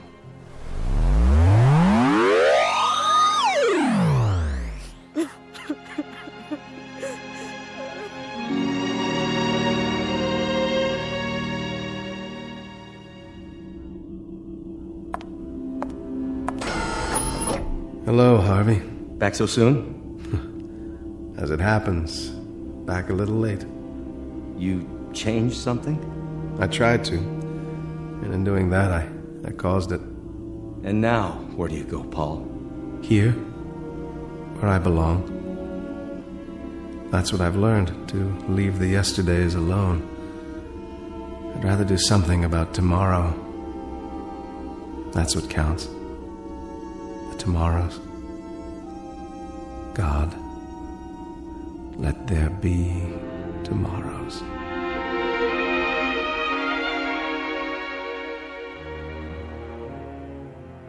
Incident on a July afternoon, 1881. A man named Driscoll who came and went, and in the process learned a simple lesson, perhaps best said by a poet named Lathbury, who wrote, "Children of yesterday, heirs of tomorrow, what are you weaving, labor and sorrow? Look to your looms again, faster and faster fly the great shuttles prepared by the master. Life's in the loom, room for it, room." Our tale of clocks and calendars in the Twilight Zone.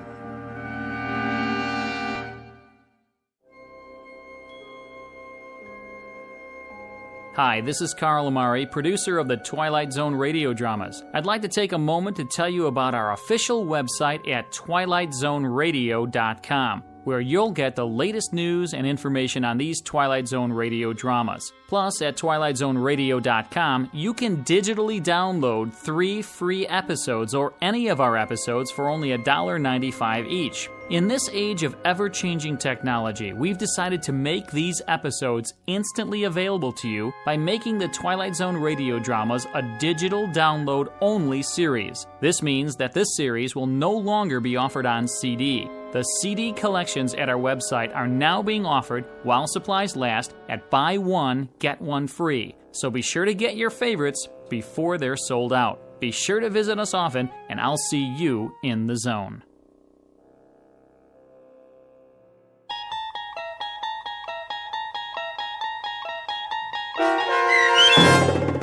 No Time Like the Past, starring Jason Alexander with Stacy Keach as your narrator, was adapted for radio by Dennis Etchison and based on a script by Rod Serling.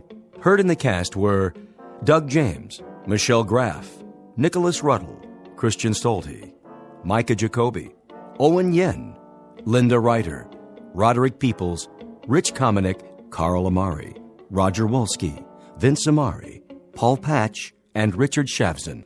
To learn more about the Twilight Zone radio dramas and to obtain audio cassettes and CDs of these programs, visit our website at twilightzoneradio.com. This copyrighted radio series is produced and directed by Carl Amari and Roger Wolski for Falcon Picture Group. Doug James speaking.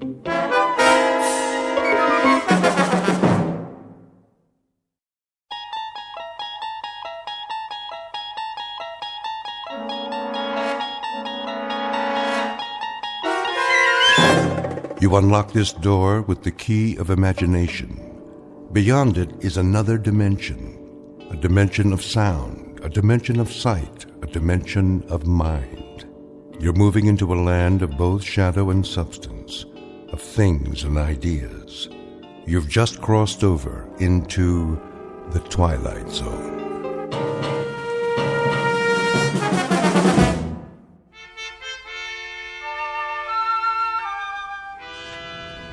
Boss? Yeah, Stevens? Got the feeder belt running again. Already? All it was a bad bushing. I had Walters fix it. Hanley will be glad to hear that. How'd you do it? Well, the manual said replace the main bearing, but I know that sound, just like the old unit. Yeah, the one that used to go down all the time? Good thing we saved the parts. We reground a roller and oiled it up. That's all she took. Well, nice work, Stevens. Real nice. Tell Walters thanks for me. No problem. Hey, Dick, how's it going? Oh, looking good, Mr. Hanley. I got the conveyor belt running. Should be back to capacity. Great. That'll bring the numbers up again. Ought to make the old man happy, huh? Oh, I don't know about that. Well, we do our best. I got me a real team here. Sure you do. Some of the boys, they know more about the plant than anybody. Been here longer than the old man. Walter Hanley, please come to the main office. Supervisor Hanley to Mr. Whipple's office right away. Second time this morning, huh, Mr. Hanley? Maybe you're getting a promotion. The old man just keeps pushing. He's on an efficiency kick, wants a 10% increase. For the quarter? For the week. Yeah? How are we supposed to do that? Don't ask me. Must be that computer of his. Some computer. Numbers are one thing, but there's a limit. A man can only do so much. I'll tell Whipple you said so. Now, don't do me any favors. I got one more year to go, and then it's pension time. You? You'll never retire, Bob. You want to bet? I got a date with some big-mouth bass waiting right up at the lake. I can hear him calling. That's not fish. That's the old man. Telling you to whip your boys like government mules. Well, then you can tell him this. You tell him to come down on the floor and work a shift sometime. He'll find out what it's like. We're not machines. I know you're not, and I'm glad of it. You're doing great, Bob. Try to squeeze out another 5% if you can. That ought to keep him happy for a while. And tell the boys I appreciate the good work. From all of them.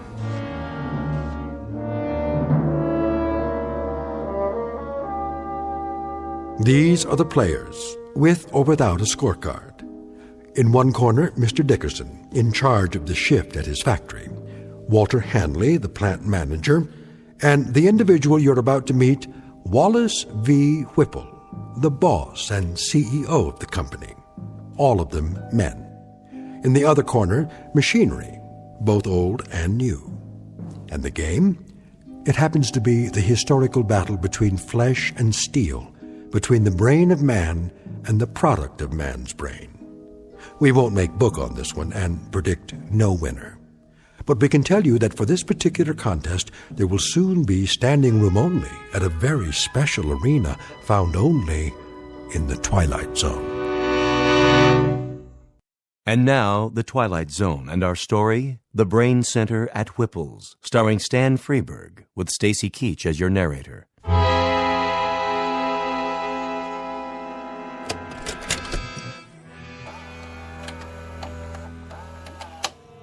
Greetings to our happy family of shareholders from the Whipple Manufacturing Corporation. This year, we are proud to bring you the story of your company's progress by means of this special video, produced by yours truly, Wallace V. Whipple. And I can assure you, family members, that what you're about to view represents a stunning, exciting new direction. But first, let's visit our main plant here in the Midwest, where our employees are busy manufacturing pipe fittings, automatic temperature control devices, and the various accoutrements of our product line. This is one of 11 principal assembly facilities. I call your attention to the vast number of workers required to maintain and operate just one facility. In this plant alone, your company employs 3,827 able-bodied men and women.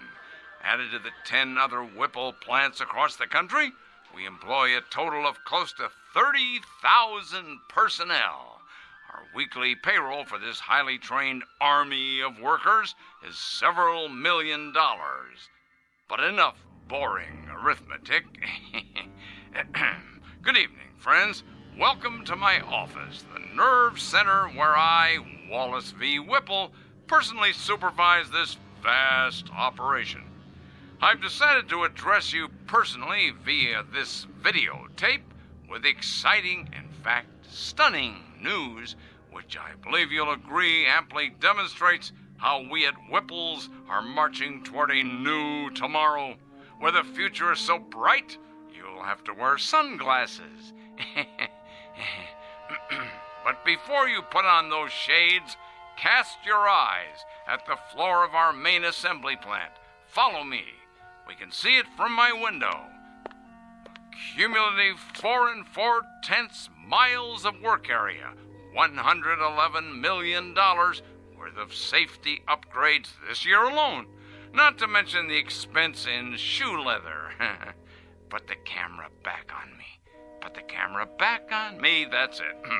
Now open the curtain. And what's this, you might ask? This sleek, futuristic object behind me?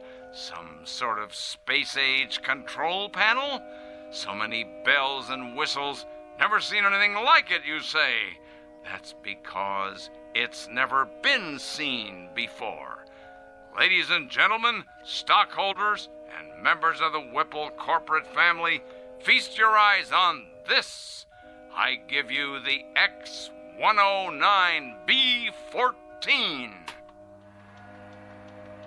This single modified transistorized, digitalized, totally automatic assembly unit eliminates 6,100 jobs, 73 bulky and inefficient old-fashioned machines, 81,000 needless man-hours per work week, and countless millions of dollars each year for employee health services, hospitalization, and workers' compensation.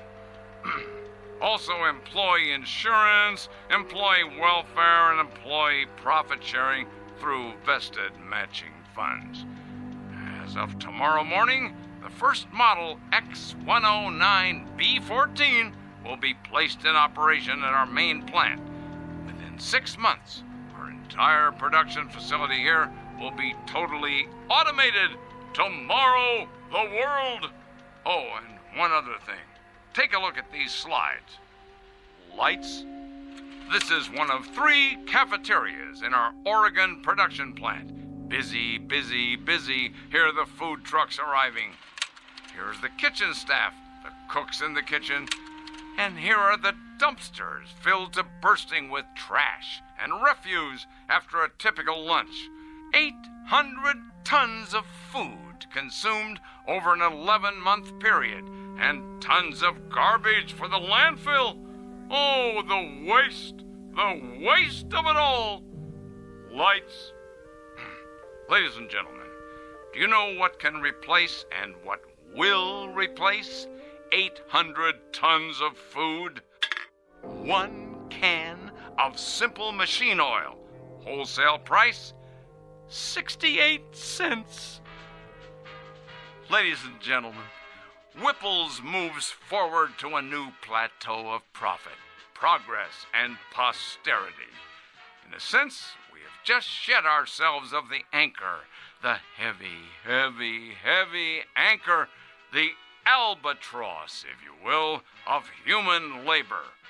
Whipple's will now operate from a computerized brain center with machines exactly like this one. Ladies and gentlemen, this concludes our year-end report. Thank you very much. Well? Well, what? Well, what do you think, Hanley? Will this put the stockholders on their feet cheering, or will it? Not that I need any particular encouragement along these lines. The videotape speaks for itself. It does indeed. What's the matter, Hanley? You didn't care for it? Mr. Whipple, my duties have to do with management. Something wrong with the lighting? The soundtrack? I'm an engineer, not a drama critic. I'm not asking you to give it 4 stars, Hanley.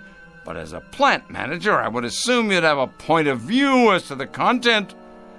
Frankly, I would have expected at least some degree of enthusiasm. Sorry, sir. Having to do with the fact that it's a most definitive and incisive report on what we plan to do around here.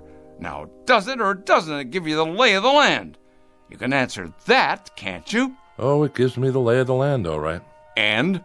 Looks like a pasture to me. Oh, what's that supposed to mean? You actually think you can automate this place in 6 months? Closer to 4 months would be a more reasonable guess. A lot of things are going into the old scrap heap, Hanley. Time clocks, for example. There won't be anybody around to punch them in or out. I think we'll donate them to a museum. A museum? Something, Hanley? Something like a lot of men without jobs. That, unfortunately, is progress, Mr. Hanley. Now, you're a pretty solid man when it comes to quality control and assembly line planning, but when it comes to the aforementioned progress, you're a foot dragger. But not my little sweetheart here. X10, you and I are going to see a great deal of one another. Indeed we are. Indeed, indeed, indeed we are. Yes? The technicians are here, Mr. Whipple. Already? You said right away, sir. I know I did. All right, send them in. I'll be sorry to say goodbye to my dear little X10. Where's it going? Just downstairs on the main floor. Once we clear out the walkways and workstations, she'll fit right in, all by herself, at the heart of everything. The heart, huh? The very center of production. In control of it all, that's right. Like the Aztecs. What? The Aztecs, down in Mexico. I read about it. They built statues to their gods. They sacrificed their people to them and cut out their hearts. And when there were no more people, that's all that was left, the statues, with no one to worship them anymore. Come in. We're here to move the unit, Mr. Whipple. How are you going to get it down there? Same way we got it up. On the freight elevator. We'll have to disassemble it in sections, I guess. Yes, well, be careful. That baby is the future of this company. Yeah. Treat it like a god. You know what your trouble is, Hanley? You're holding on to the 20th century so tightly, your knuckles are white. And what century are you holding on to? The 19th? The 21st. To live in this new world, we need to jettison old baggage. Throw off the dead weight. And that includes the wholesale firing of 20 and 30-year men? Without regrets? Regrets, indeed. This has to come with regrets, huh? Well, I'll let you handle the regrets, Mr. Hanley. Yes, that'll be your new responsibility. Make a little sign for your desk. Mr. Walter Hanley, plant manager in charge of regrets. You're so hell-bent to replace men with machines. Did it ever occur to you that there's a trade-off? Pride for efficiency? Pride? Pride. Craftsmanship. What a man feels when he tries to make something as well as it can be made. What do you suppose that bloody machine feels? Anything?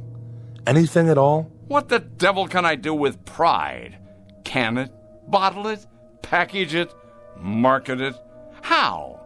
I'm not selling pride here. I'm selling product. Your father, God rest his soul. Go ahead, Hanley. What about my father? Your father ran this plant for 40 years. He had an eye for profit, and nobody could accuse him of inefficiency. Go on. But he had something else on his mind, too. Tell me, Hanley.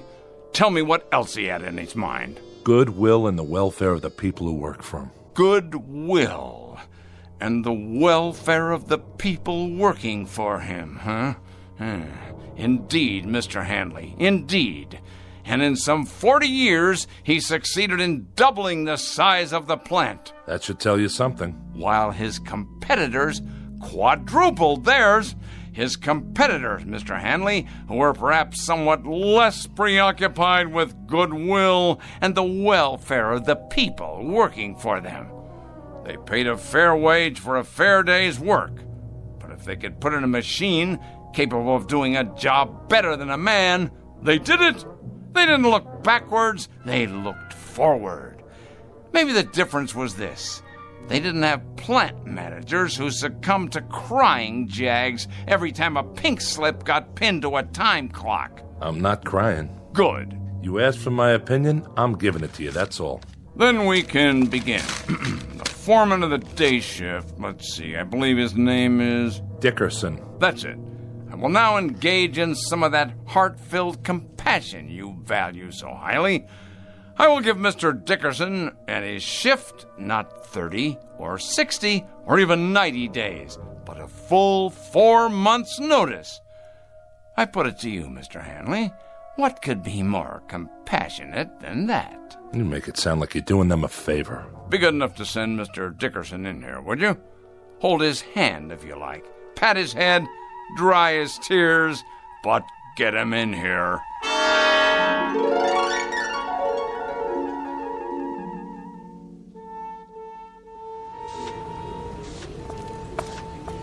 Hi, Mr. Hanley. Hello, Stevens. Nice work you did on the conveyor. Thanks. It wasn't nothing. Oh, yes, it was. Human ingenuity. That's worth a lot. Just doing my job is all. You seen Dickerson? Yeah, he's over by that new gizmo. What do they call it again? The X109B14. Some handle. What's it for, anyway? It's a mechanical brain.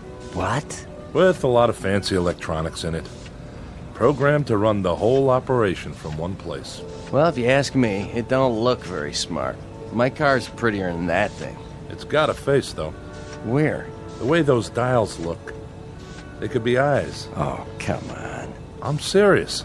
Well, then, it's a real ugly face. That's right. An ugly, miserable face. I want you to take a good look at it, Stevens, and remember it well. Because it's not a machine, it's an opponent. The face of the enemy. Don't ever forget it. It's a hateful face. This time we've got ourselves an enemy worth hating. Come on, let's get moving. On the job, fellas. Heads up. Pick it up. Let's go.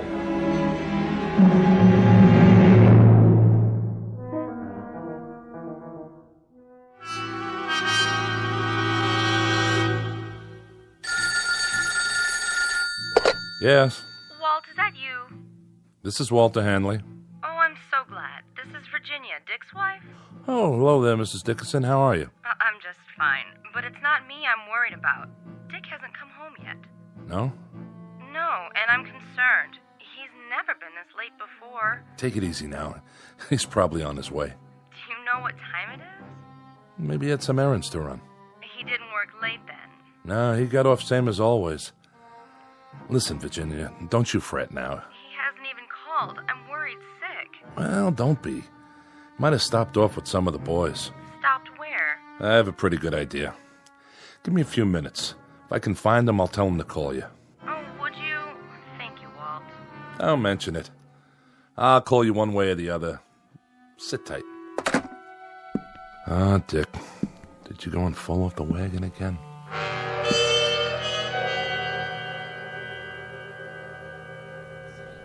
Hey, bartender. Yeah, Dick? Send me up another one. Oh, I don't know. You've been hitting them pretty hard. Just one more. It's getting awful late. It should have closed a half an hour ago. Why don't you go home and sleep it off? You know what these are? Pair of hands? Sure. Pair of hands. My hands. You know what else they are? I think you're gonna tell me. They're obsolete. They're off the market now. They're like little wooden wagons trying to roll down the freeway. Flesh, bone, muscle, nerves. But that doesn't cut the mustard anymore. I'm gonna tell you something else. Well, whatever it is, make it short. I gotta wash up everything and count the till. There isn't a machine made yet that can beat a man. Not a one. I'm not arguing with you, am I? Now, I'll just go over there right now and prove it. I'm going to take Whipple's new machine, and I'm going to turn it into nuts and bolts. Easy, easy. Just you watch. And if that slob of a watchman gets in my way with his big old keychain, I'll strangle him with it.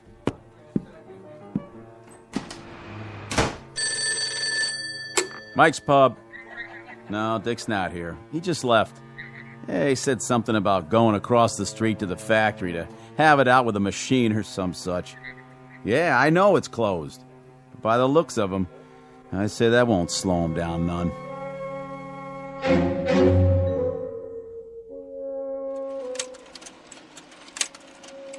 Sorry to make you stay so late, Marianne. Well, that's all right, Mr. Whipple. But take a look at these slides. I had the advertising department make them up. That's the one I like. Which one, sir? This one. I want your honest opinion, Marianne. Does this look like an image for the 21st century, or does it?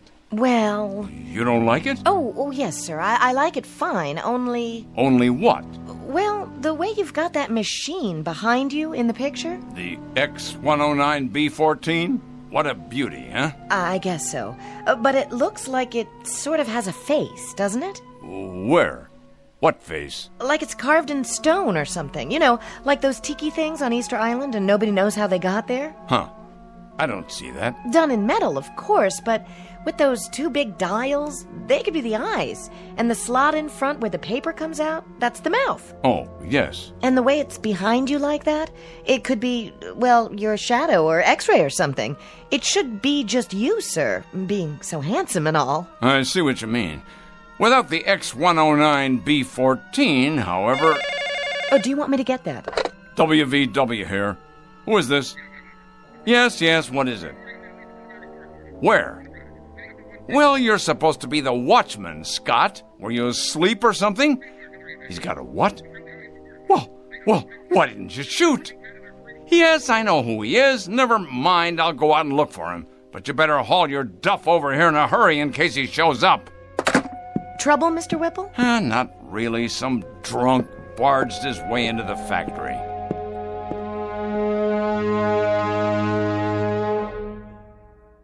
There you are, you shiny piece of crap. Stand up and face me. What's the matter? Cat got your tongue? Well, let's just turn on the juice here once. Say what? Speak up, Frankenstein. I can't hear you. Dickerson. Well, what do you know? I just got a call from Scott, the night watchman. Did you now? Said you were drunk and forced your way in. Forced, is it? Well, I am drunk. And I did come in without waiting for permission. Your permission. All right, what is it you want? I've worked here 30 years. Been a foreman for 17. In my book, that gives me some rights, Mr. Whipple. You've got the wrong book, Dickerson. Mine reads as follows. You're drunk, disorderly, and guilty of trespassing. I got here as fast as I could, sir. Scott, if this man isn't out of here in 1 minute, you're to have him arrested. I'll escort him out. Come on now, Dick. Arrested, I said. The man is armed. Guilty on all counts. Of course, it's only a crowbar. But if a man knows how to use it right, it could do enough damage. Okay, give it to me now. You don't want to make any trouble. Stand back. Tell me something, Whipple. I don't have to tell you anything. When you're dead and buried, who do you get for mourners? Who cries for you? This blind steel thing without a heart? Careful now, Dickerson. It's just a machine. You said so yourself. A very expensive machine. You wouldn't want to damage it, would you? Oh, no. Why would a man want to do that? Shall I tell you the difference, Mr. Dickerson, between this machine and you? It costs a few cents an hour for electrical current. It lasts indefinitely. It will, if there's people around to fix it. It gets no wrinkles, no arthritis, no hardening of the arteries. No, that one machine is a lathe operator, a punch operator, and 2 drill press men. The one that goes next to it is a 5-axis milling machine that can produce 6 different parts simultaneously. 2 more of these machines will take the place of 114 men, and they won't use up sick leave, coffee breaks, or vacations with pay. So in my book, Mr. Dickerson, they'll be worth considerably more than you are. Somebody should have stopped you a year ago. Somebody should have held you down, stuck a drill in your head, and poured in some sense. Men have to eat, all right? And that's one reason why you can't stack them up in the junkyard like surplus tanks or put them out to pasture like old bulls. I'm a man, Whipple. Hear me? A man. That makes me better than any hunk of metal. Better, you hear me? Better. No, now, Dickie, look what you've gone and done to your hand. Let's try the crowbar, then. Steel against steel. Scott, stop him! Yes, sir. I tell you, stop him! Move! Give me your gun. Careful, Mr. Whipple, it's loaded. Of course it's loaded. I said give it to me. No, Mr. Whipple, you can't. Can't? We'll see about that. Oh! See that machine? It took more than you to get me. It took another man.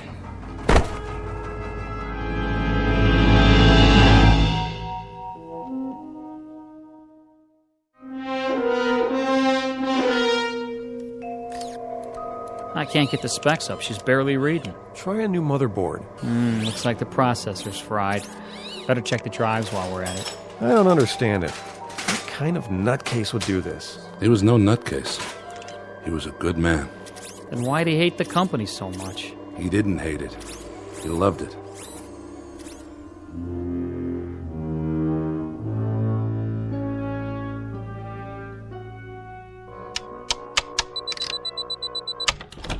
Oh, hello, Hanley. I've been expecting you. No doubt. I was told you were at the hospital. I just came from there. Fortunately for you, Mr. Whipple, Dickerson's going to live. Fortunately for me? My dear Hanley, aside from my protecting my property, I have no involvement in that at all. Are the technicians repairing the machine downstairs? It appears so. Good, good. This should interest you. A tape-controlled 7-axis, what they call a sentry. Know what it does, Hanley? It is connected to every single plant section, tooling complex, and assembly line in the factory. It keeps absolutely accurate data on quality control, product rejects, man-hours, machine hours, cost factors, and everything else. It's one of the most sophisticated machines I've ever seen. How many men does it replace? Well now, this should please you, Mr. Hanley. It'll only replace one man. You. That's only right, Mr. Whipple. Since the point of my coming here tonight was to give you notice. I suspected as much. You're a practical man, Hanley.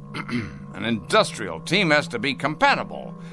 When two men, well, when they rub one another the wrong way, it's unrealistic that they stay on the same team. Needless to say, Hanley, despite the fact that you think of me as some kind of heartless Scrooge, I don't intend to forget the many years of service you've put in here for my father and for me. So I'm giving you a liberal severance pay. What I think you'll agree is a far better than average pension. That's very decent of you, Mr. Whipple. And I'd like to give you something in return, if you don't mind. And that is... you struck me. That was for you, Mr. Whipple. Directly from me. For your insensitivity, your lack of compassion, and the fact that you're a cold-blooded manipulator of men as well as machines.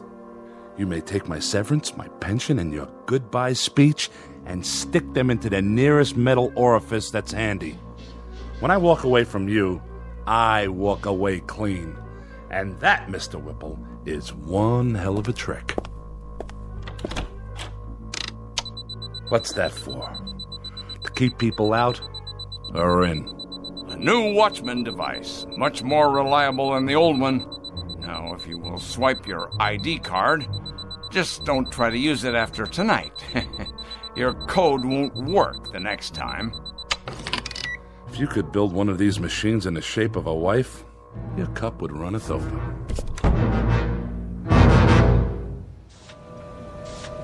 Hey, Stevens. Yeah, Wilson? When's lunch? Same as always, 12:30. Well, I was just wondering, are we going to take an extra break today? Not yet. Try to look busy. Yeah, but there's nothing left to do. I mean, we drove the forklift, loaded the machines, and now I'd say everything's running itself. You're right. It is. Then why does the old man keep us around? He has to. Labor laws. But we won't be here much longer. And then it's Unemployment City, huh? This isn't the only factory. Yeah, but if Whipple's keeps it up like this, pretty soon there won't be any competition. Monorail crane, 4th floor. Crane, in position. It's like those machines are talking to each other. They have to talk to each other. Nobody else would listen, except maybe Whipple. Strip stacks picked up by monorail cranes. Activate conveyors. Monorail crane fully operational. Strip stacks delivered. Reposition for next load. Sounds fine, X10. Come in here, would you, Marianne? I'd like to show you some slides of the new ad campaign. Your secretary no longer works here, Mr. Whipple. She has been replaced by a high-capacity module of the X10 series. Oh, yes, of course. Put me on the PA system. Right away, sir. Technician to brain control. Immediately, please. Yes, Mr. Whipple? Run a control check for me, would you? I've already done that, sir, 2 hours ago, and if you recall, I did it right after you came in this morning as well. Did you ever hear of preventive maintenance? That's my job, Mr. Whipple, but what you're asking me isn't maintenance, and it's not preventing a thing. Isn't it indeed? And I presume you know what this plant needs better than I do? Well, I know that running equipment checks 10 times a day is a waste of effort, sir. It's getting to be a kind of an idiotic ritual around here. You realize, of course, you you realize that your presence here is for the moment a necessity. I stress the words "for the moment." Case in point, young man. Case in point. Watch this. Take a letter, X10. Dear sirs, yours of the 14th, received and acknowledged. The quick brown fox jumped over the etc., etc., etc. Now, print, please. See that? A perfect letter. Without error, without corrections. Typed as of the moment of its conception, using voice recognition technology. Am I getting through to you? I presume you mean to demonstrate that secretaries are obsolete now? Precisely. Obsolete. And what does this mean? It means no more powder rooms, no more coffee breaks, no more work stoppages because of inconveniences like maternity leave. Inconveniences like maternity? You'll forgive me, Mr. Whipple, but if this sort of thing keeps up, we're going to have perfect products, but mighty few people to buy them. This, happily enough, is not my concern. Efficiency is my only goal. You looked around this place lately? The cafeteria, for example? It's just like a cave. Not a soul in there, just vending machines and music coming out of a loudspeaker. You walk around the parking lot, it's a desert. There's no people, no cars. This place has everything in the way of convenience now, but you know what it lacks? Enlighten me, if you will. Voices, laughter, just whatever it is that people feel for other people. That's what it lacks. This is a lousy place to work in, Mr. Whipple. Then shall I spare you the inconvenience of suffering it any further? You're fired. I've been expecting that. As a matter of fact, I've been wanting it. I can't work here anymore. It's too darn lonely. Pick up your check at the front office. Yeah, just one more thing, Mr. Whipple. I think it wouldn't be a bad idea if you got an equipment check on yourself. Equipment check on myself? Huh, what rot. X10, let's have some music. Something to calm the nerves. There, that's better. Monorail crane on schedule. Paint sprayers functioning at capacity. I know. You're doing your job, X10, so do it. I don't need to hear that now. Reverse monorail. Reinsert paint sprayers. I'm trying to listen to some music. Do you mind? Strip stacks in line. Conveyors loading. I said that'll do. Strip stacks in line. Conveyors loading. Strip Stop that. I'm in charge here. Loading. This is Wallace V. Whipple speaking. I command you to stop. That's an order. Well then, I'll make you listen. Shut down. I tell you, shut down. Now. This is my company. Mine. Correction. This company is now run by the X10B14 Modified Command Center. Oh, no, you don't. I installed you, and I can uninstall you. You'll answer to me. Me, I tell you.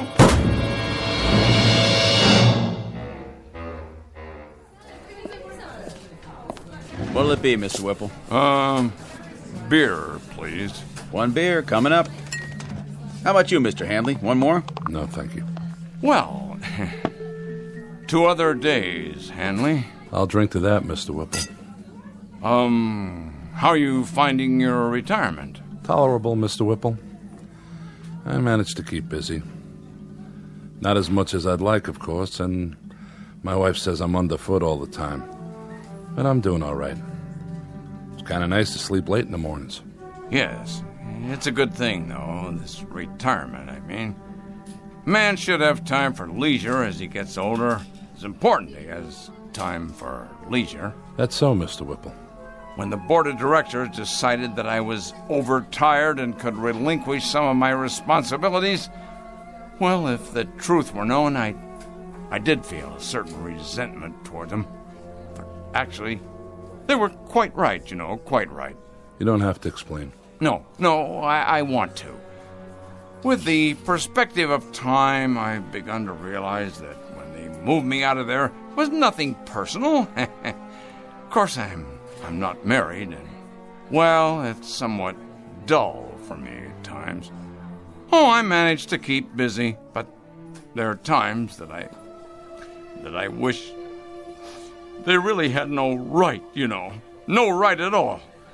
They chuck a man out in his prime like he was some kind of machine part. Said I was neurotic. Said being with the machines like that all by myself had warped me. That was the expression they used. Warped. Like a piece of metal. Well, really, Hanley, it isn't fair. It isn't fair at all. A man has worth. A man has value. And they just snap their fingers and bring in a replacement. It really isn't fair, Hanley. It isn't fair at all. The way they diminish us. But he'll find out. My replacement, whoever he is, he'll find out soon enough.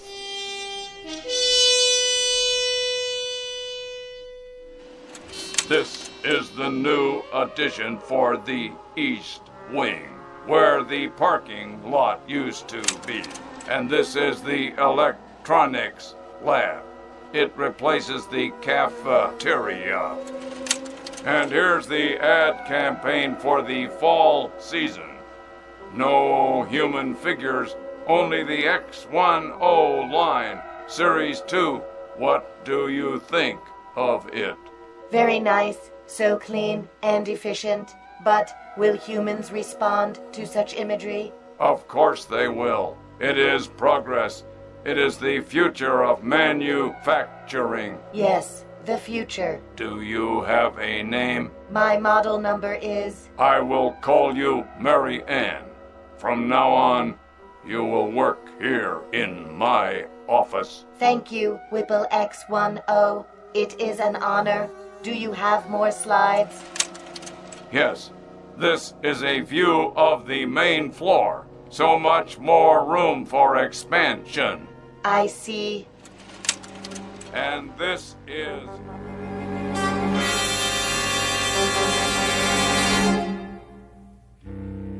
There are many bromides applicable here. Too much of a good thing, tiger by the tail. As you sow, so shall you reap. The point is that too often man becomes clever instead of becoming wise. He becomes inventive, but not thoughtful. And sometimes, as in the case of Mr. Whipple, he can create himself right out of existence. A tale of oddness and obsolescence from the Twilight Zone. More from the Twilight Zone after this. Hi, this is Carl Amari, producer of the Twilight Zone radio dramas. I'd like to take a moment to tell you about our official website at twilightzoneradio.com, where you'll get the latest news and information on these Twilight Zone radio dramas. Plus, at twilightzoneradio.com, you can digitally download 3 free episodes or any of our episodes for only $1.95 each. In this age of ever-changing technology, we've decided to make these episodes instantly available to you by making the Twilight Zone radio dramas a digital download-only series. This means that this series will no longer be offered on CD. The CD collections at our website are now being offered while supplies last at buy one, get one free. So be sure to get your favorites before they're sold out. Be sure to visit us often, and I'll see you in the zone.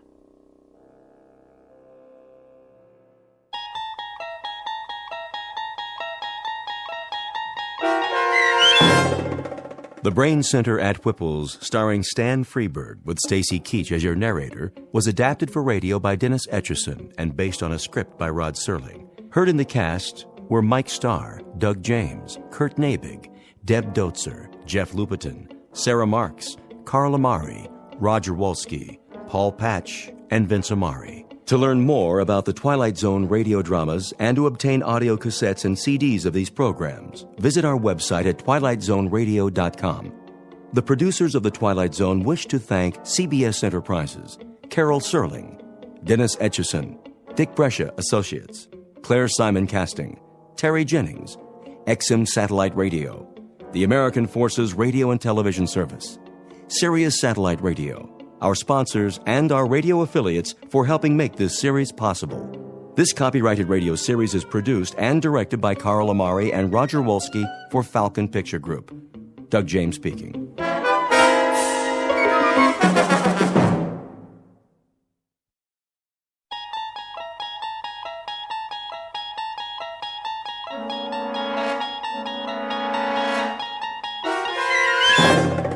You unlock this door with the key of imagination. Beyond it is another dimension, a dimension of sound, a dimension of sight, a dimension of mind. You're moving into a land of both shadow and substance, of things and ideas. You've just crossed over into the Twilight Zone.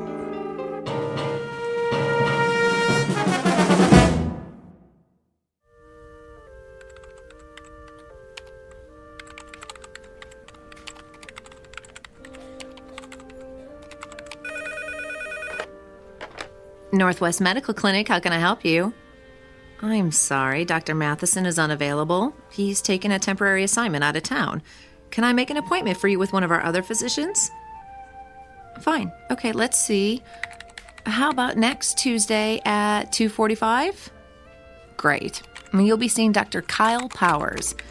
You're welcome. Goodbye. Psst, Dorothy. What is it, Millie? Kyle gets another victim, eh? I know, right? How many of Dr. Matheson's patients is he seeing? Quite a few, which makes sense. He's got the lightest patient load at the clinic. Gee, I wonder why. Shh, Millie, someone will hear you. Well, maybe they should know what they're getting into before they see Dr. Doom and Gloom. Excuse me. May I help you? I have an appointment with Dr. Kyle Powers at 10:15. Another one bites the dust. Shh. Okay, what is your last name? Callahan. Okay, Callahan, let's see. Ah, yes, you were originally scheduled with Dr. Matheson. Yes, but I guess he's out of town for a while. I'm afraid so. Dr. Matheson accepted a year-long research position at a university on the East Coast. Oh. Kyle is seeing most of his patients. Like lambs to a slaughter. Millie? Mrs. Callahan, why don't you just have a seat over there in the waiting area? The nurse will call your name when the doctor is ready to see you. Thank you. That poor woman. I feel so sorry for her. If she's used to Dr. Matheson, she's in for a real shock. I know. I don't envy anyone facing their first appointment with Dr. Kyle Powers.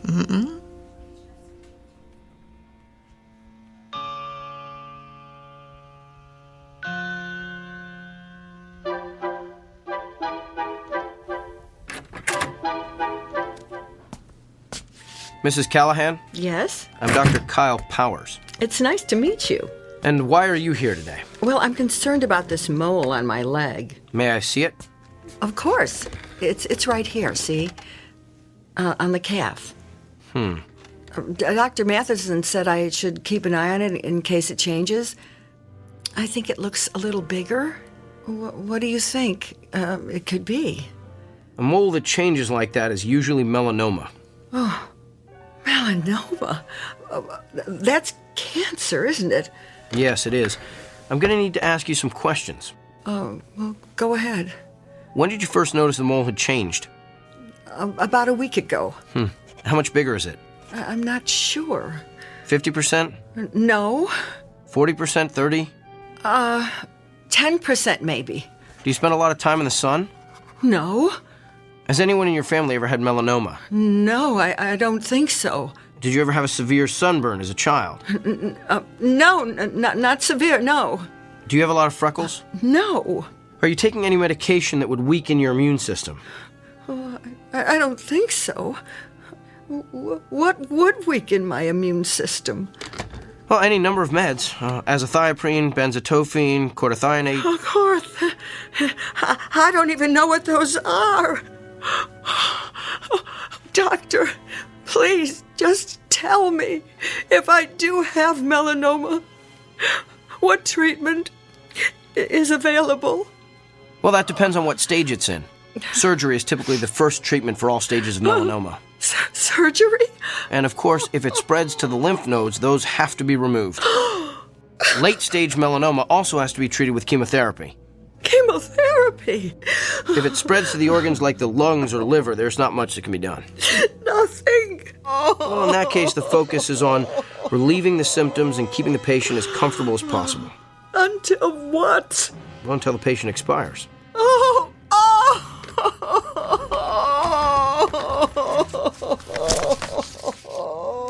I'm going to refer you to a dermatologist. He'll perform a biopsy and then send a sample of the growth to the lab. If it is melanoma, the dermatologist will refer you to a surgeon for the sentinel lymph node biopsy.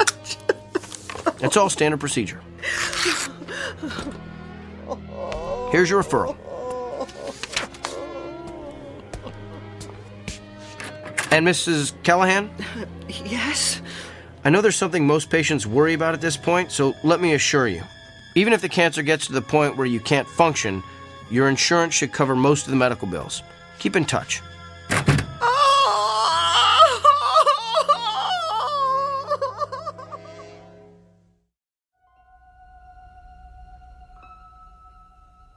Meet Dr. Kyle Powers, a physician well-versed in and fascinated by the mechanics of the human body. Alas, he is also a man with an unmistakable disconnect between his intellect and his heart. For you see, the good doctor is lacking in one crucial area: the ability to take into account the feelings of his patients. But his next appointment is no ordinary customer with a stuffy nose or gouty foot. Awaiting him in exam room number 6 is a messenger who is prepared to give Dr. Kyle Powers a dose of his own medicine. A prescription that can only be filled in the Twilight Zone.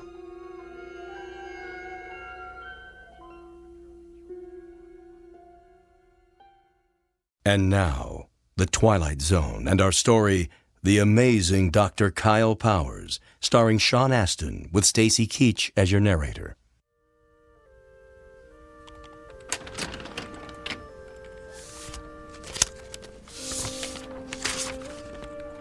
Kyle? Kyle. Yes, Doctor? I told you, you can call me Bill. Okay. Bill? What is it? You saw Dolores Callahan this morning, right? Yes, the melanoma. No, Mrs. Callahan is not the melanoma. Mrs. Callahan is the widow with 3 children who has a suspicious mole. How do you know what she has? Have you been checking on my patients? Just the ones that have left here in hysterics. She was distraught. That's to be expected when you're facing cancer. Who's to say it's cancer? Why assume the worst and communicate those fears to the patient? Come on, Kyle. You've worked here a few months now. You should know that's not how we roll. I just provided her with all the facts. My guess is she's home right now making an informed, thoughtful decision about how best to address her illness. Really? Because after your interrogation, my guess is she's home right now making out her will. Look, we have a responsibility to make certain our patients leave here with a hopeful outlook. Our responsibility is to diagnose them correctly. What if we treat a patient for something trivial that's really something life-threatening? The golfer who collapses on the 17th hole from the heat, but who really had a stroke. The woman with the annoying little cough that turns out to be emphysema. The list is endless. Thyroid disorders masquerading as psychiatric problems. Lyme disease posing as arthritis.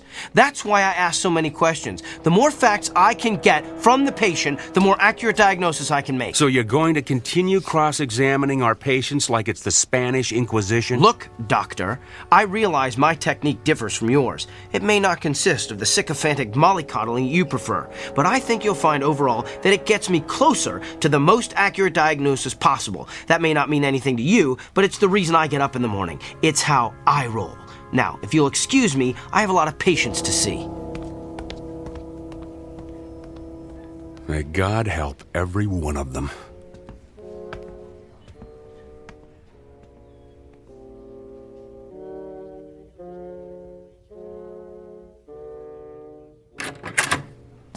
Good afternoon. I'm Dr. Kyle Powers. I'll be your physician while Dr. Matheson is... Oh! Well, you're obviously not Eileen Richards. Obviously. The name's Beaumont. I seem to be in the wrong room, Mr. Beaumont. Let me just... You're in the right room, Kyle. You know me? Yes. You're not a quality assurance auditor sent to check up on me, are you? Did Dr. Bill T. Goodwin send you? No, but I am here as a representative. For who? Whom? I can read you the list if you like. Mrs. Barbara Kennedy, Mr. Emilio Rodriguez, Miss Dolores Delmonico, Mr. and Mrs. Samuel Stone. Those are all patients I've seen. Mr. and Mrs. Emile Saperstein, the very Reverend Arthur Buchanan. Some of them are patients I treated when I first started practicing. Mr. William Tanner, Mrs. Glynis Peabody. But how would you know I've seen all those people? The Sullivan twins, Katie and Kylie, Rabbi David Weisinger, the Honorable Judge Harrison J. Evans. Okay, I get it. You know every patient I've ever treated, so who are you, the ghost of Christmas past? Hardly. I am here to communicate a message on behalf of your patients. They are fed up with your lack of concern for their feelings. You keep them waiting long past their appointment times. You do not call them back with test results.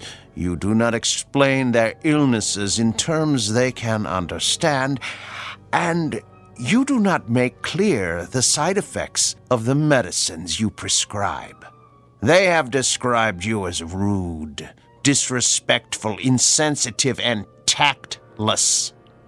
As one patient so eloquently summarized, Dr. Kyle Powers has the people skills of Attila the Hun. I get it now. You're an attorney. You're representing all those people as a part of some kind of lawsuit against me. I'm afraid not. I am simply here to, how shall I put it, keep things in balance. Look, I don't care if you're here as an attorney, an auditor, or my fairy godfather. All I know is I've effectively diagnosed and treated hundreds of patients. That's how I gauge my success, not by the number of friends I've made along the way. In short, I'm not broke, so I don't need fixing. In that case, I'm going to need you to sign this. What is it? It's a standard affidavit, stating that you are willing to pay the consequences of your actions. I recommend you read the whole brief before signing. I'm not reading or signing anything. Well, you're going to be one of the difficult ones, aren't you? We'll have to settle for a non-written agreement then. A simple handshake has sufficed in the past. I'm not shaking your hand either. Come now. It's just a handshake. The sooner you shake my hand, the sooner you'll be rid of me. All right, if it'll get you out of here faster, here's my hand. Thank you. Ow! What did you just do? Good luck, Kyle. Wait! What did you do to me?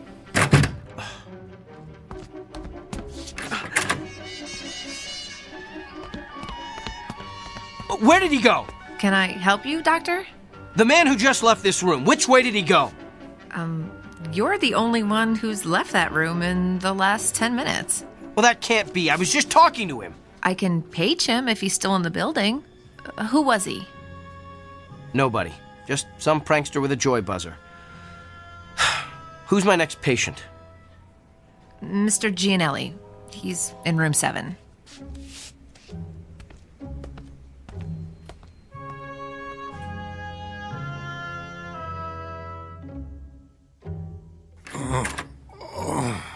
Good afternoon, Mr. Gianelli. I'm Dr. Kyle Powers. I'll be your physician while Dr. Matheson is gone. Are you in pain? Oh, yeah. Where does it hurt? The back. What part of the back? Down low. Did you do anything that might have caused it? Probably. I work on a construction site, see? And I had to move some heavy sheets of plywood by myself. On a scale of 1 to 10, how bad would you say the pain is? About a 7, maybe 8. Seems like it's gotten worse in the last half hour or so. Well, let me take a good look at the area where it hurts. Could you lift your shirt, please? Sure. Lower back, you said? Yeah. All right, I'm going to feel around the area. Hey, you gave me a shack. Oh! Doc, you okay? I don't know. I feel... Ah! My back suddenly hurts. Yeah, must be going around. Oh! It just started out of nowhere. Maybe it's some kind of a kink. Let me see if moving around helps it. No, it still hurts. Excuse me, Mr. Gianelli. I'm gonna have to sit down over there. Hey. The pain stopped. Lucky you. That's odd. It stopped when I let go of you. Mr. Gianelli, I'm gonna touch you again. You're the doctor. Ow, Doc, you need to get a humidifier in here. Fascinating. You're done already? Yes, Mr. Gianelli, this is just a hunch, but is the pain you're feeling on the left side? Yeah. Does it hurt no matter how you move? Yeah. And you say it's gotten progressively worse? Oh, yeah. I think I know what's wrong with you. So do I. I pulled a muscle hauling around those stupid sheets of plywood. I don't think so, Mr. Gianelli. You have a kidney stone. You're kidding me. I'm convinced of it. I felt, that is, you have all the classic symptoms.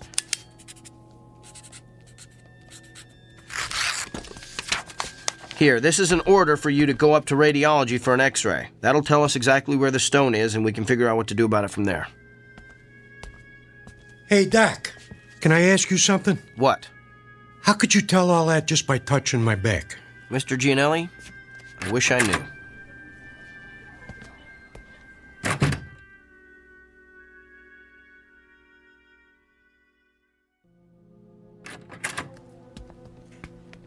So, now that we can talk privately in my office, let me get this straight. You're telling me that you've been able to tell what your patients are feeling simply by touching them, that you can actually experience the pain they're feeling. That's what I'm telling you. Impossible. It can't be done. Then how do you explain the fact that Mr. Gianelli's x-rays came back showing that he had a kidney stone right where I said it was? And what about all my other patients? Everything I diagnosed this morning was confirmed by x-rays or ultrasounds or MRIs. You simply diagnosed them correctly. But I'm telling you, Dr. Bill, I felt their pain. Prove it. All right. Who's your next patient? No, not a patient. I want you to prove it on me. I've been experiencing some pain the past day or so. I want you to tell me where it is. Okay. I'm gonna have to touch you. I knew there'd be something about this I didn't like. And it has to be on exposed skin. At least, I think it does. I'm still experimenting. Here, you can touch my hand. That's the most skin I'm willing to let you experiment with. All right. Ready? Ready as I'll ever be. Here goes. Hey, you gave me a shock. Yeah, that's what everyone says. Interesting. Well, what's your diagnosis, Dr. Kreskin? Well, I would hasten myself to a dentist if I were you. You've got a toothache. Top row, right side. I'd say second molar from the rear.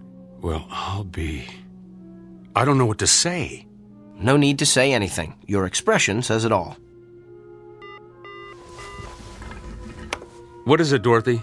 Mr. Samuels is waiting in room 4. He's getting a little impatient. Tell him I'm on my way.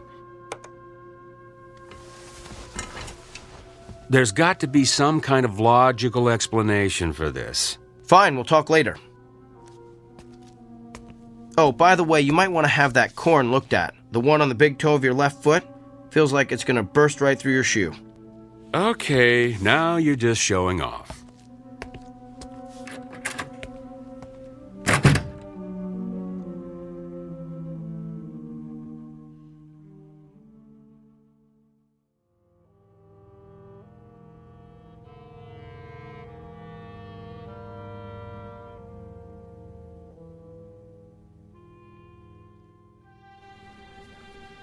Okay, thank you. Northwest Medical Clinic, may I help you? I'm sorry, he isn't in yet. Can I take a message? I'll let him know. Thank you. Hey, Dorothy. Another reporter for Kyle? Yeah, that's like 25 now. Ever since word got out about his gift, he's become the most popular doctor at the clinic. I know. I can't believe he's going to be on that talk show tomorrow. Yeah, I am dying to see what Dr. Charisma is like on TV. Oh.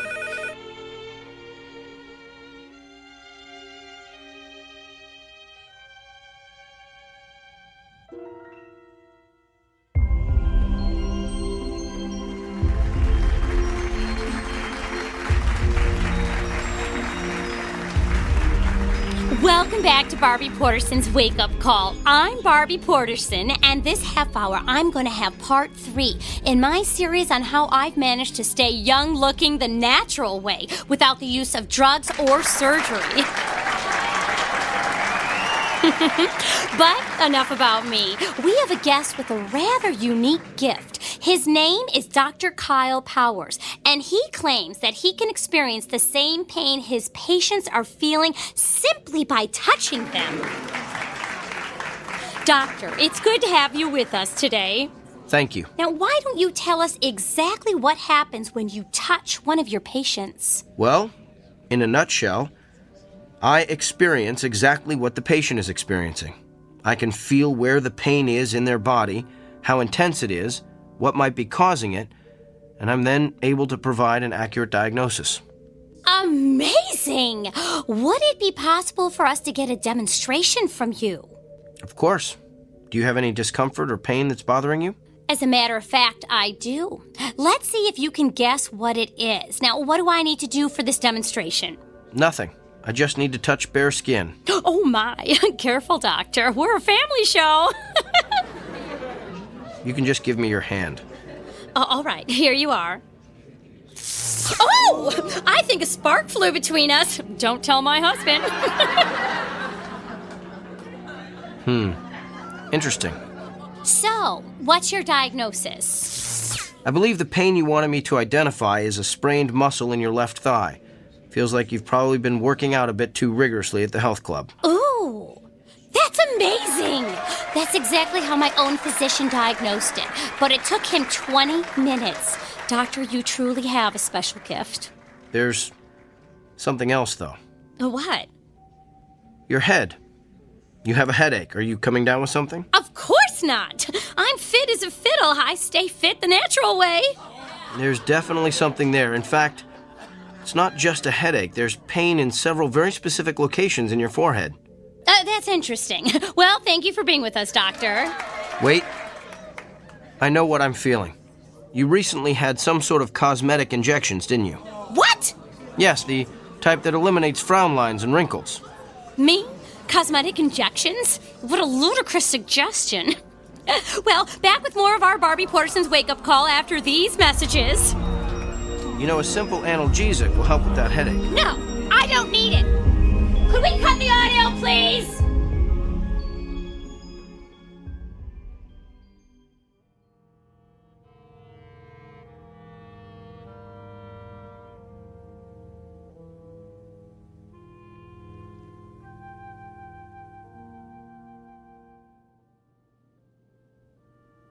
Yes, I think that would be quite agreeable.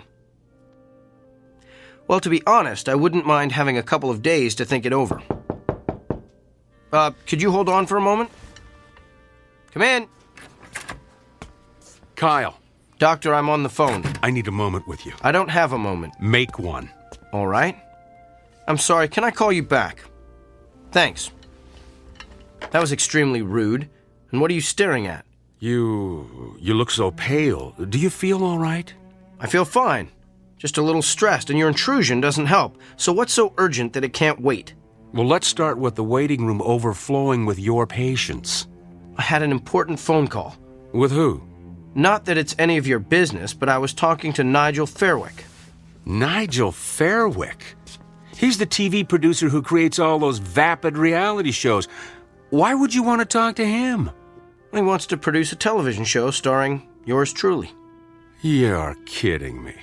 Didn't he see that debacle of a TV interview you did the other morning? Yes, in fact, that's why he wanted to talk to me. Apparently the show's ratings skyrocket after I outed Barbie Porterson. The interview is all over the internet. And this TV show of yours will allow you to perform additional acts of benevolence for the public good? Sometimes. But mostly will consist of me diagnosing the illnesses of actors, political figures, and even world leaders. Doesn't it bother you to exploit your gift like this? Exploit? You just don't get it, do you? I'm not seeking these people out.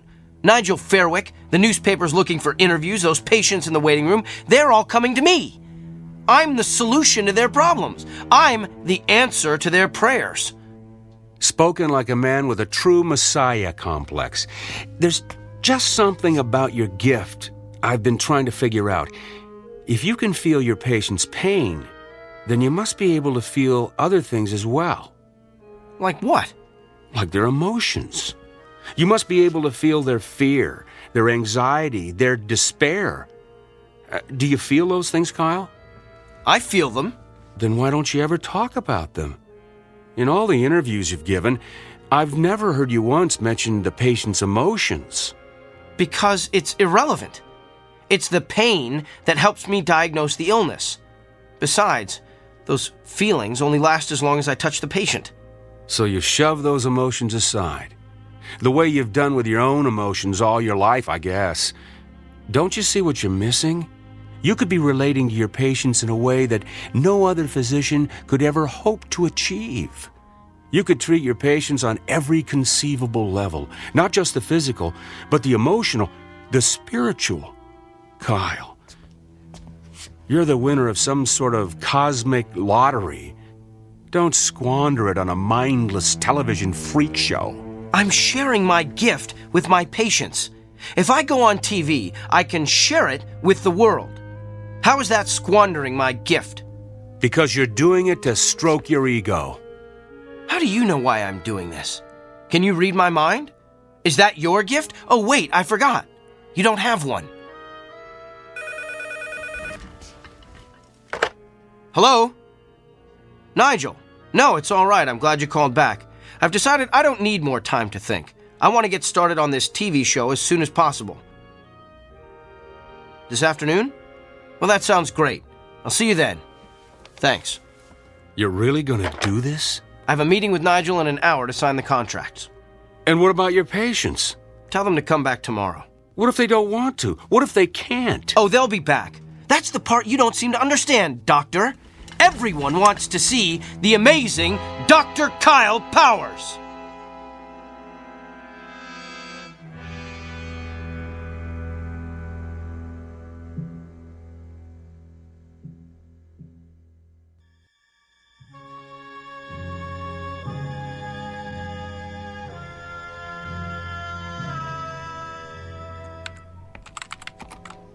Well, Dorothy, my last patient has left the building. Let's start closing up shop. Way ahead of you, Doctor. Hey, I put the TV on in the waiting area. Kyle's TV show is about to start. Oh, I don't want to miss this. Oh, yes. We shouldn't miss the circus when it comes to town. Come on, Doctor, it started. I'm coming.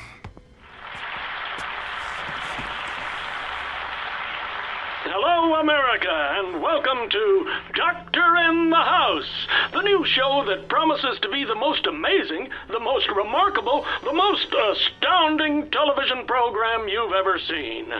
I'm Gil Montgomery, and I'll be your master of ceremonies. Master of hyperbole is more like it. And now let's bring out the man who's been written about in every newspaper, magazine, and medical journal in the country, nay, the world. Please put your hands together for Dr. Kyle Powers. Wow, a standing ovation. You'd think he was the second coming. He thinks he is anyway. How come he's sweating so much? He's probably just nervous. I don't know. He looks kind of pale, too. Good evening, Doctor. Good evening, Gil. Are you feeling okay, Doctor? I'm not sure. I've been feeling a bit lightheaded today. Well, physician, perhaps we'll give you a chance to heal thyself later in the show. But right now, we're going to bring out your first patient. Are you ready? Yes, I think he fainted. Oh no! Perhaps we should go to a commercial. But what's wrong with him? He's not getting up. Can somebody help me, please? Is there a doctor in the house? I better head down to the studio.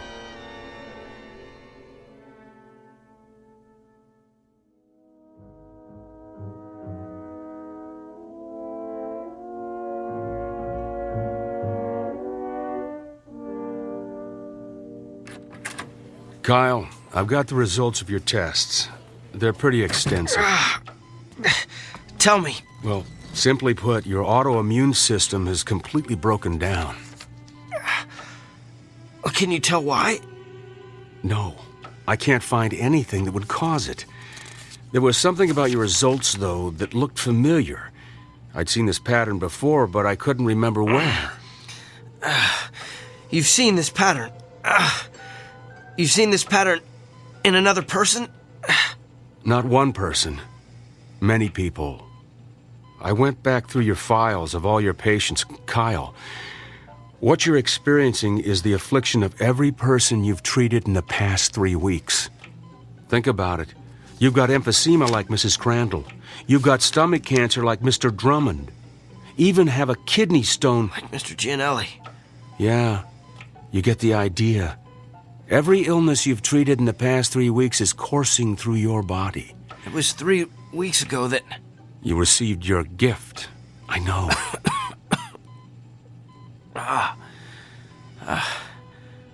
How long do I have? At the rate you're deteriorating, I'd say you've got 24 hours. No. That just can't be. Look, I know you're in a lot of pain. We're going to do what we can to make you comfortable. I want to run some more tests. There's got to be a way to beef up your immune system. Bill, after the way I've insulted you, why are you showing me so much... Compassion? It's part of being a doctor, right? Get some rest, Kyle. I'll be back.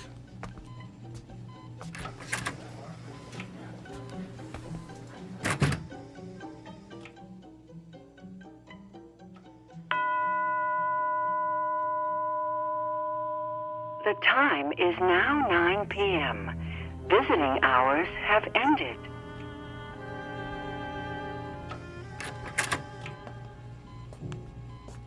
Bill? I'm afraid not. You? What are you doing here? I wanted to see how you're feeling. By the looks of you, I'd say you're knocking at death's door. You did this to me, didn't you? No. You did this to yourself. Remember our agreement? The one we shook hands on. The one you refused to read. You violated, let's see, Section 3, Paragraph 9, which states, the party in question will refrain from using his gift to advance, hasten, or otherwise promote his own personal agenda. You were given a gift intended to help you better understand your patient's feelings. But you managed to use it for your own gain. Quite an extraordinary display of abuse, really. In short, your discomfort is your own fault. And you are uncomfortable, aren't you? I sense that you're feeling more than pain. Yes. You feel the agony of every patient you ever intimidated or demoralized or humiliated. You feel their despair. Tell me about them, Doctor. Tell me about Mrs. Fitzsimmons. I believe you told her last week she has a spot on her lung. Can you tell me what she's feeling right now? She's afraid she'll die without seeing her grandchildren. And what about Katie Morgan, that college student who's been having dizzy spells? You sent her for a brain scan yesterday. She's afraid she won't be able to marry her fiancé, have children, grow old with a loving husband. And what about Mr. Hamner? You sent him for chemotherapy 2 weeks ago. He's... Yes? He's filled with the terror of not knowing what lies beyond death. It must be hard to carry the burden of all that despair. And what's worse, you're feeling it all at once, aren't you? It's worse than the pain. I can imagine. It must be unbearable. So tell me, Doctor, on a scale of 1 to 10, how bad is the despair? What? How much worse has the hopelessness become in the past hour? Don't! 40%? 30%? Stop! Is there a history of anguish or misery in your family? Please stop! Have you taken any medication that would cause this kind of acute melancholy? Don't torture me like this! What have you done today that would cause such agony, such utter torment? That's enough! Reached your limit, Doctor. Then just answer one last question for me. Do you understand now how your patients feel?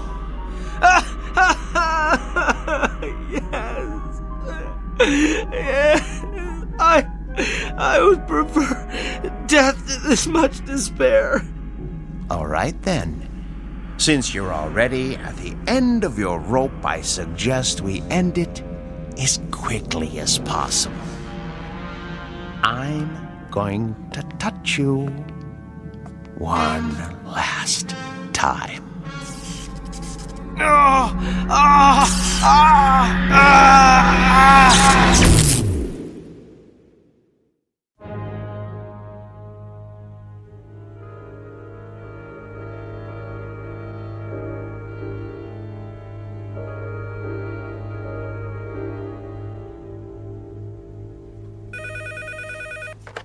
Northwest Medical Clinic, may I help you? Sure, let me transfer you. Hey, Dorothy. What is it, Millie? It's a shame about Kyle, isn't it? Yeah, a pity it had to end the way it did.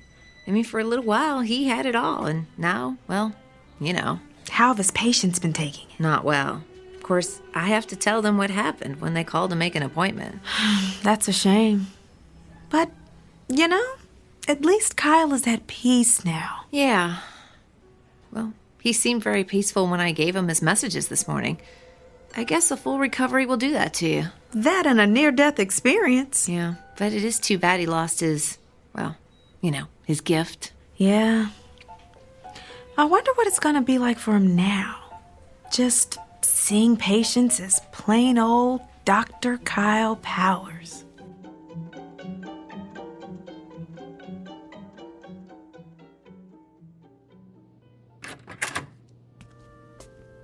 Good morning, Mr. Franklin.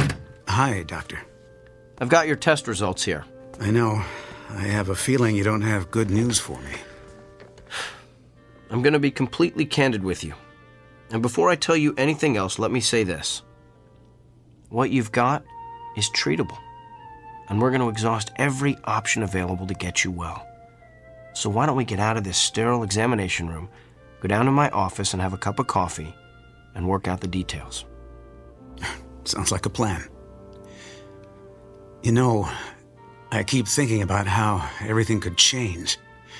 I'm retiring in a couple of months, Margaret and I wanted to take a trip to Germany to see where my mother was born, and my daughter's about to have my first grandchild.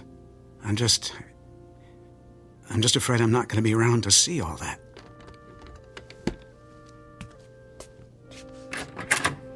Mr. Franklin, I know exactly how you feel.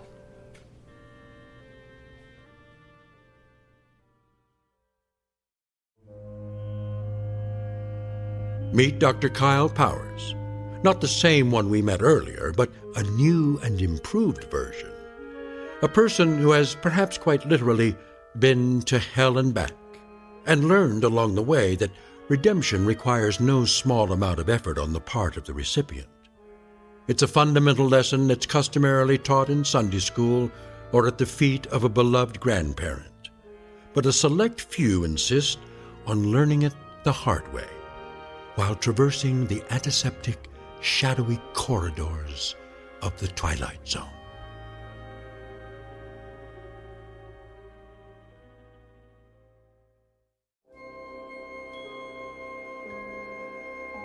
Hi, this is Carl Amari, producer of the Twilight Zone radio dramas. I'd like to take a moment to tell you about our official website at twilightzoneradio.com, where you'll get the latest news and information on these Twilight Zone radio dramas. Plus, at twilightzoneradio.com, you can digitally download 3 free episodes or any of our episodes for only $1.95 each. In this age of ever-changing technology, we've decided to make these episodes instantly available to you by making the Twilight Zone radio dramas a digital download-only series. This means that this series will no longer be offered on CD. The CD collections at our website are now being offered while supplies last at buy one, get one free. So be sure to get your favorites before they're sold out. Be sure to visit us often, and I'll see you in the zone.